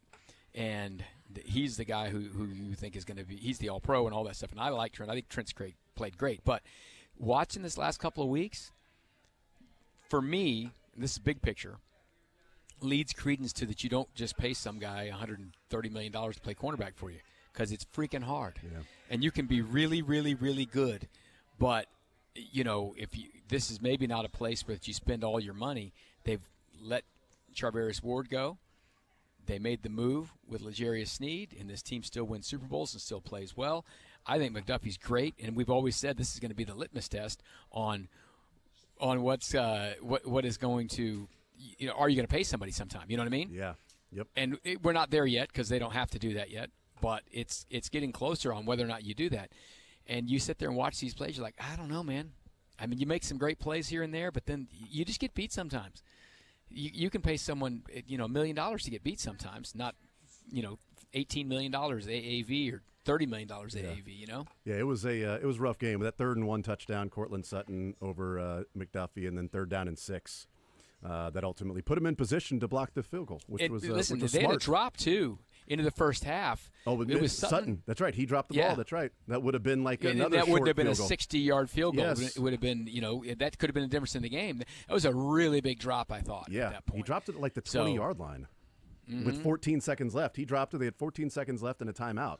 If he catches that, then they call a timeout, and who knows what happens after that. But either way, they probably blocked the field goal. But yes, for sure. But then they don't block the field goal late because they're already ready. The Broncos adjust. It's the butterfly effect. That dropped pass by Cortland Sutton saved the game for the Chiefs. That's what I've been saying for 48 hours. It's like prove it didn't. People don't want to listen to me, Todd, about that. It's ridiculous. Todd Lebo was at it. Robert Brogdon. Last one, and then we'll get to Fact or Fiction for you, Todd. But I said earlier in the show, before we were talking with Adam Teicher, and I firmly believe the Chiefs have to do something at left tackle. I think everybody is in agreement there, except maybe Kingsley. We're good. We're good. You don't need to make a move. But I firmly believe the Chiefs and Brett Veach in the front office are doing something. The timing would match up, like the Kareem Hunt, bringing him in, working him out, then signing him to the practice squad. The next week they activate him and ready to go. I said earlier in the show, Todd, that if I'm making a prediction, my prediction is that they are absolutely talking to somebody right now, maybe even working somebody out in Kansas City and talking about signing that person. And if all things being equal with health, I would love for them to sign Bakhtiari because he's the best of the bunch if healthy. Charles Leno Jr., if he's healthy, is probably the second best. Donovan Smith is out there, but I am fully convinced. I would be shocked and floored if the Chiefs aren't talking to somebody as we speak and working him out to bring him in to either be on the practice squad for a week or just putting him on the active roster. Well, that's the beauty of what the Chiefs do. They don't rest on their laurels of being undefeated. They've been through a lot of stuff this year, right? Starting right out of the chute with the first possession of preseason football when Hollywood Brown got hurt. First play. And, Isaiah Pacheco in that week 2, all these little things. And they just keep working at it, keep grinding on it, keep finding players. And they don't really have a real problem. We didn't think at defensive end and rush, backer or whatever. They go sign Uche because they're always looking for something. Well, now they need something. Yeah, right? True. They definitely need something. Even though Andy said on the Zoom yesterday that, we're going to be okay with these guys and all that. I don't know, man. That one sounded like something you're saying and not really believing. Because he didn't say, well, I wouldn't close the door. I wouldn't say no on that, but that's Veach's deal. But, yeah, Veach is not resting. He didn't just, go home Sunday night because the game was over at noon and go, we're good to go. Yeah, we're going to be all right here. You know, they were probably burning the phones up Sunday night, maybe during the game. I don't know. No doubt. And this would be the day to bring somebody in and work them out. The Chiefs are off today. They're back tomorrow. And maybe Kingsley, will be fine in the future. I bet he will be because it was a rough day. You know, you come in cold off the bench. You didn't know you were going in there. You probably didn't get all the reps you might have needed. And the Broncos have a really good defensive front, and the speed rush was too speedy for Kingsley. Yeah. It was too speedy. So, yeah, they probably need to do something there. Right now they need to knock on wood and hope that Wanya Morris is healthy because he's clearly a better option right now than Kingsley Suamatae is. If this should be a fact or fiction for Sterling, but it probably won't be if it's a good one. If you had to do it over again, Todd, would you have rather have covered the Chiefs game against the Broncos and not gone to the OU Mizzou game, or go to the OU Mizzou game and not cover the Chiefs and Broncos? I definitely go to the OU Mizzou game. Okay. I always love going to a game in person. All right. Always. My team loses, it loses. I got to see 65,000 happy people. Yeah. How about that? You know that Good call, Lebo. You got to see 28 points scored in 3 minutes.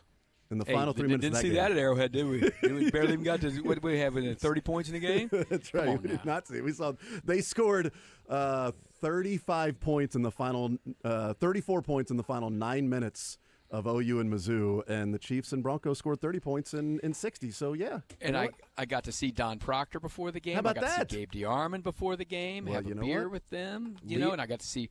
My wife was happy because Missouri won. So it she looks didn't like- quite understand how it happened, but whatever. You made the right choice then. Okay. You got to see I me. made the right. And Sterling got to go out and cover a Yes, Chiefs game. you got to see me send you a picture of my media lunch. You like that Yeah, you had a picture? little- that was your second lunch, though. It wasn't your first lunch. That was your second lunch. That I had a little. The brunch was good. That the little. Yeah, well, who gets chicken brunch tenders is without good. buffalo sauce? I got the don't even know honey. who you are. I was feeling the honey mustard, and I apologize for that. But the See, honey that's a mustard good fact or fiction right slaps. now. Yeah. Is honey mustard better than buffalo sauce, or is Fiction. better? Fact fiction. Fiction. It's Buffalo's fiction. better. Rank the condiments to go with the chicken. That'll be the See, tiebreaker. that would be a good tiebreaker at the end. Yes. Shoot, do I take do I notes, switch Sterling. mine? No, you don't. We'll take a timeout. We'll come back. Todd Lebo out at Robert Brogdon. We'll hear more about what's going on there on the other side of the break. More Zone next.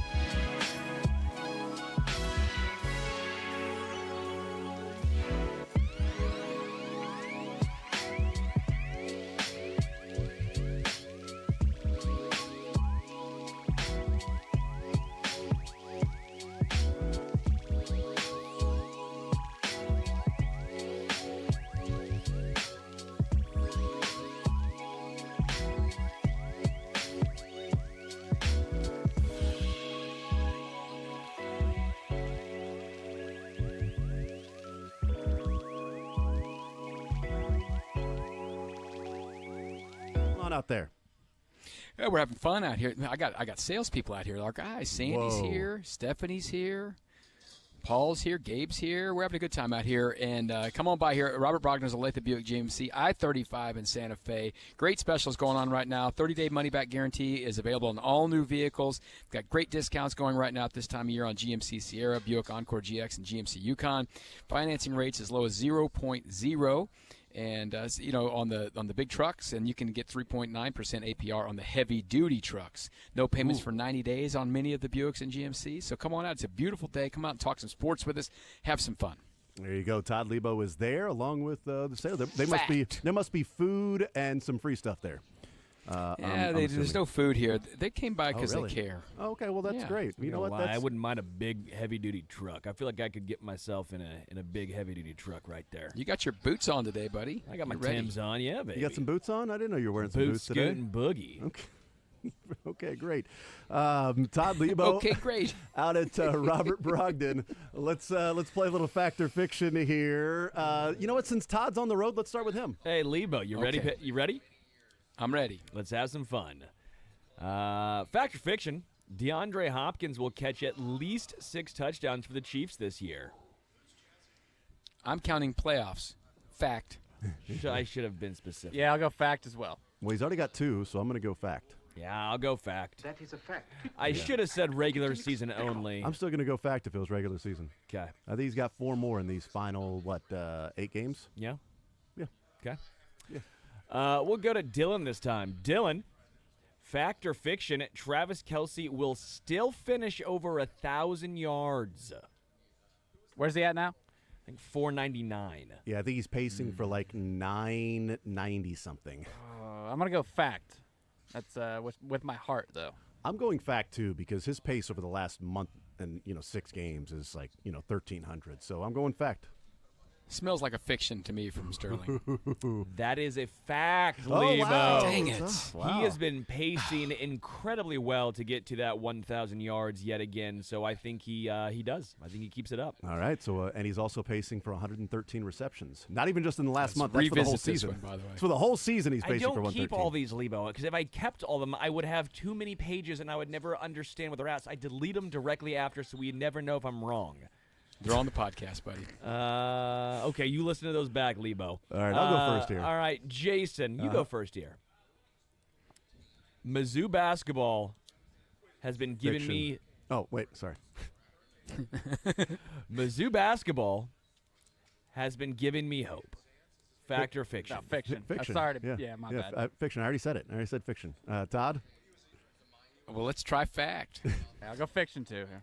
You should not have tried fact. Mizzou basketball nearly lost to Eastern Washington. They almost lost. They won to by Howard. 7 points. Yeah. You say they were tied. They were up 3 with 45 seconds left. Mizzou basketball Versus Howard or? versus Eastern Washington. Versus Howard, it was 4 or 5 with a minute to play. Yeah, dog. I am Yeah, having that's some deja vu. I was out here doing a remote at Brogdon's during his Dennis Gates' initial press conference, Yeah. and we were all blown away with how good he was. was so great. there you go. Yeah, How's it's that so going? good. It's very, very bad, man. I don't care how good the recruiting class is. If those recruits can't ball out against Eastern Washington, then maybe they weren't great recruits to begin with. Well, I like the offensive possession they had last night where they had a guy on the inside and they had 3 guys outside and then they just threw the ball. And then that guy held it a little bit. And then That was a good then one. passed it to somebody on the perimeter again, and then that guy held it for a little bit, and then looked around, and then they took a fadeaway 3. Yeah. I liked that one. Working the ball, Jason. Working the ball. Yeah, that was buddy. my favorite possession. That's their favorite play, by the way. That's at least they two, go to that that's a at least lot. 2 passes. I was told Did 3 they make passes, it, though? No. Did they make the shot? No, they did not. I really don't. know Fadeaway what- 3 didn't go. I have no clue what they do offensively. No idea. What do you say you do here? Offensively, when you play in the half pass the court, ball. are you running the flex? Are you high low? Are you motion? What are we doing here? Combination. there we go. Combination. Lebo's getting waxed right now, but he can come Dribble back right drive. here with Lebo going first. Big 12 will get 2 teams into the college football playoff. Fact or fiction? Fiction. Yeah, I'll go fiction. Yeah, I mean, because I'm picking KU to win this weekend, so I'm going to go fiction. Someone should have said fact because I think BYU wins out. Okay. I think they lose in the Big 12 championship game, which means So they're 12-1. they're 12-1. They still get in, Okay. and the Big 12 winner also. Okay. So You got K-State and BYU both in the college Mark football it playoff. down. How about I that? have K-State and BYU, All right, there we go. and that's a bold take. All right, I can see it happening. we'll go to Dylan. Dylan this time. Dylan, if Mizzou wins out and goes 10-2, they'll make the college football playoffs. Ooh, I'll go fact. Say it again. I want to know what I'm getting. If Mizzou wins out and goes 10-2, they'll make the college football playoffs. Oh. I'm not saying that they're going to win out, but I'm saying if they win out. Yeah, fiction. Yeah, if two Big 12 teams are in, that's fiction. So you better not say fact. Yeah, that's a You're good point. correct, Yes. Lebo. That is a fiction. Mizzou could win out and go 10-2, and I still think that the college football playoffs would say, "Hey, look, we kept out a Exactly. two-loss SEC school." See, we're not just leaning SEC here. That team was 10-2. We got a 3-loss team in here. Come on, man. Yeah, Let's go. yeah. I'll go first on this one. It's 4 for me, and then it's 3 for Dylan and 2 for Todd. All right, So we're tied. Jason. Tied up. Oh, Tied up. big tie. Jason, Uh-huh. KU makes a bowl game this year. Oh man. Well, it's fiction. Bleep! I should have done this question first. Fiction. You already said they lose to BYU on Saturday. So Todd, you're Fiction. I'm going fact as a KU fan, but obviously it's fiction. But I'm going fact. Yeah, it's fiction. I should have done that question earlier. I didn't really recognize my. I tried doing, a Mizzou, K-State, KU, and yeah. Big 12 question in there, but the order wasn't Yeah, that's necessarily in the correct way. up. Yeah. Um, Although either way, if you'd have said KU goes to a bowl, that would have meant that BYU lost, and therefore they couldn't get two teams. they in. couldn't get two teams, and Yeah, so either way, yeah. I was. And then Maybe- Missouri's in somehow. So there you go. That's exactly right. It is 5-3 right now, so we're tied. All Todd. right, we'll go to Lebo this time. Lebo, should the Cowboys put curtains up at Jerry World? Yes. It's been stupid for years. Wait, is it yes or no? Is it fact or fiction? Fact. Oh, you said should. They put him up. I mean, I don't know. How do I answer that? Fact. They should. Fact, they should. Yeah, fact. They should. I think it would be You should some. say the Cowboys should put up Yeah. curtains. I think it would be symbolic because it's curtains on this season too. So they should Yeah. absolutely do it for both, to block the sun and to let people know that they are done this year. Yes, put curtains up. Fact. Does that okay? I'll say yes, fact. But what about if you just put instead of curtains, you actually put just cardboard boxes? That's fine. Whatever. just aluminum foil. Yeah, just Whatever Well, I don't Take know. me back to my independence roots. I guess I guess the question could be fiction. Jerry should just tear it down and build a new one, according to him. So Well, also track the moon. track the moon. Where's the sun? Where's the moon? Just Well, they need use to play whatever- play some games at night and be good, and they'd get flexed out, and they'd Yeah. be night games. That's true. It wouldn't be a Dog problem. is Jerry. is just just use me some glory hole. and you know what That has you can been leave a little problem there. you can leave for little years. holes there. what, the glory on hole's been a problem, Lebo, for years. Yeah, but the light comes in the glory hole. That's what he was saying. He was like, yeah. if we put this these curtains, we're gonna have to put some glory hole. Hey, Jerry, would it be just a one large piece of fabric, or you piecing this thing together? How would this thing look? How would this look, Jerry? If you're putting that up there? I want me some glory hole. Well, wouldn't that affect the Answered sun? everything. The sun would come in though if you got little holes there. I want me some glory hole. I think All right. just putting a couple holes in There some you go. curtains might still be the move. It would be the absolute I glory want hole. me some glory hole. All right, Anyway, we're lost. I don't know where we go it's now. Tied, Jason's up. It's tied 6-4 to 4. Dylan's up. So Dylan up. Dylan, Tied 6-4. Tied 6-4 to 4. this segment should die right now. died on the vine. All right, Dylan. The Chiefs will lose one game or less in the regular season. Ooh. Fiction. I am going to say fiction. Fact. It's fiction. Yeah. Probably lose two. Because if they lose one, they're going to rest against either Yeah, Denver they're or gonna lose Pittsburgh. against Denver. Yeah. So they can rest. You can still win when you rest. That's you are. Yeah, right you're about right. that. They You're did win right. last year when they rested their guys. Blaine Gabbert went out there, got himself a dub. Carson Wentz. You don't think Carson Wentz can win a game? I Yeah. think so. Yeah, he was about We're to. checking all these, by the way. He was about to. Oh, you better know? you better keep a list of all these. I'm sure my fact or fictions. I'm shooting 30% tops. It's tied 7-5 to 4. All right, I'll go Jason. first. Yep. Jason, you'll go first this time. All right. I am surprised by the lack of Joshua Uche snaps so far. I'm going to go check the snaps for this weekend real quick. I know it wasn't much. Oh, yeah. A fact. Fact. Yep. Fact. That is a fact. I'm a little surprised by that. Because He's easily surprised. Well, I am surprised. I am easily surprised. That's true. Christmas for me is just such a magical time. But with Joshua, What do you get the guy that doesn't expect anything? But like I expected him to play a little more. Like you're not wide receiver in Andy's system. It's not offensive line. You're not a quarterback. Yeah. You're supposed to get after the QB, and the Chiefs have kind of struggled with just rushing four. I thought Uche would make a little more of a. 11 snaps. 11 of them against Denver. It was surprising. Give him more. Tied 8-6-5. Todd leads us off. The final go around here. Lebo, even with that loss to the Ravens, the Bengals find a way to make the playoffs. Fiction. They're toast. Yeah, I'll go fiction too. I'm going to go fact. It's a fact. That's a fact. Well, Really with the bad as I've ever been. Well, the Broncos lost, the Jets lost. I mean, you look in the AFC. It's Bengals just are a game someone's behind gotta make Denver, and they play Denver this year at home. and the Bengals have a not an easier schedule, but the Broncos schedule gets a lot tougher soon. Yeah. So, Dylan leads us off. Tied 9-6-5. Dylan, I'm slightly worried about Trent McDuffie getting cooked by Cortland Sutton. I'll go fiction. I'm going to go fact.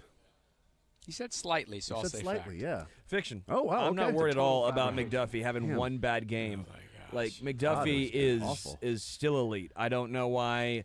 Cornerbacks have bad games here and there. It's okay.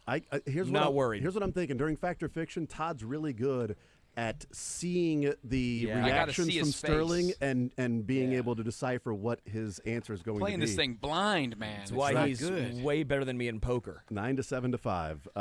Last one. I'll lead off here. Jason, Uh-huh. KU basketball covers the 5.5-point spread against Michigan State. I guess they cover that because they're 5.5-point favorites in Atlanta, Georgia, which you can listen to the game right here on Sports Radio 810 WHB tonight at 5:30. Fact. Fact. Fact.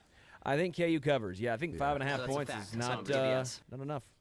All right. I have 10. Dylan has 8, and Todd has 6. So I we're got tied. to 50%. There you I go. did it. Yeah. So we are tied. What's the tiebreaker, Sterling? All right, this is a good one. I think you guys are gonna like this one. Good. Real Doubtful. crowd, real I bet. crowd pleaser. Yeah. What? What are the top 5 states in the United States, not counting Missouri or Kansas? Oh, okay. Okay. All right. We'll take a timeout. We'll come back. Tell you a little bit. You did that right. Yeah, we'll tell you a little bit more about where Todd is on the other side of the break. We got our tiebreaker for me leading 10-8-6. More zone next.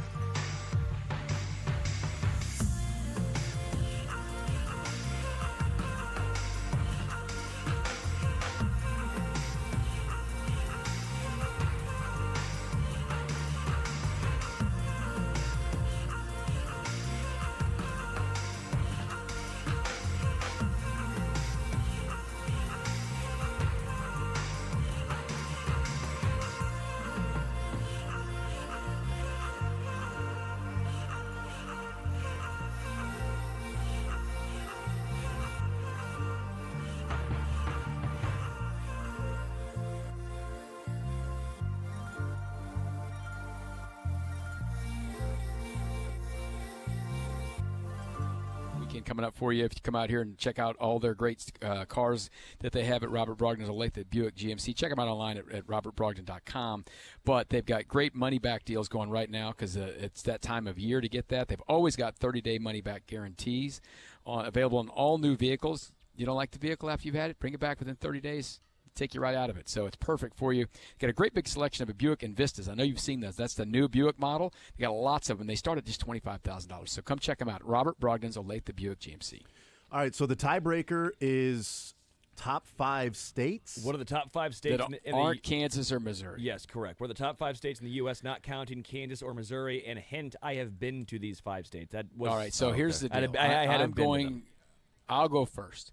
I'm putting Florida because I know that you have an island down there that you live in with your family, right? You got Florida on your list? Florida's on the list, yes.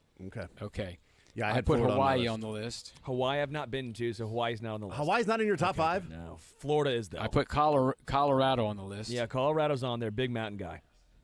Yeah, I put Illinois because I think you might like Chicago. Parts of Chicago, parts of Illinois, but no, Illinois is not on the list. Okay. I put Texas on here even though I hate it. Nope. No Texas. Okay, good. I'm glad we're in there. My list is done. They're so. I've got I've got Colorado. Yep. I've got Florida. Yep. I had Hawaii as well. Boo. I've got Indiana/Kentucky. No, but that's a good one. But that's a good Yeah. one. That would have been on there. And then I've got. I bet he likes North Carolina. North Carolina. Nope. Oh, I put North Carolina for dang it. golfing. No. And then my last one was Arizona. Yeah, Arizona for golfing. For Arizona's golfing. on there. I was just thinking All golfing. right, Dylan. I had Florida, Arizona, Texas, Colorado, and Indiana. Oh, you guys are so close. We all got 3. Arizona, Colorado, Florida, shockingly Pennsylvania, because Pennsylvania has a lot of good golf almost said too. that. Duh, but Philadelphia, yeah, Jesus, Philly, man, I'm and so you got stupid. Pittsburgh, and then the wild card. No one said California. Yeah, no thanks. Hard pass. I wouldn't live there, dog. But See, that's the San thing is- Diego's awesome. Places to live or visit, you know. Like I wouldn't live in Florida, but I'd go to I'd Destin. live in Florida. I wouldn't. I wouldn't live in. I'd live in Kansas or Missouri, but I wouldn't live in Florida. I'd be living in like it's too hot. There's big bugs down there. Dylan won. Thanks, Todd. Tied.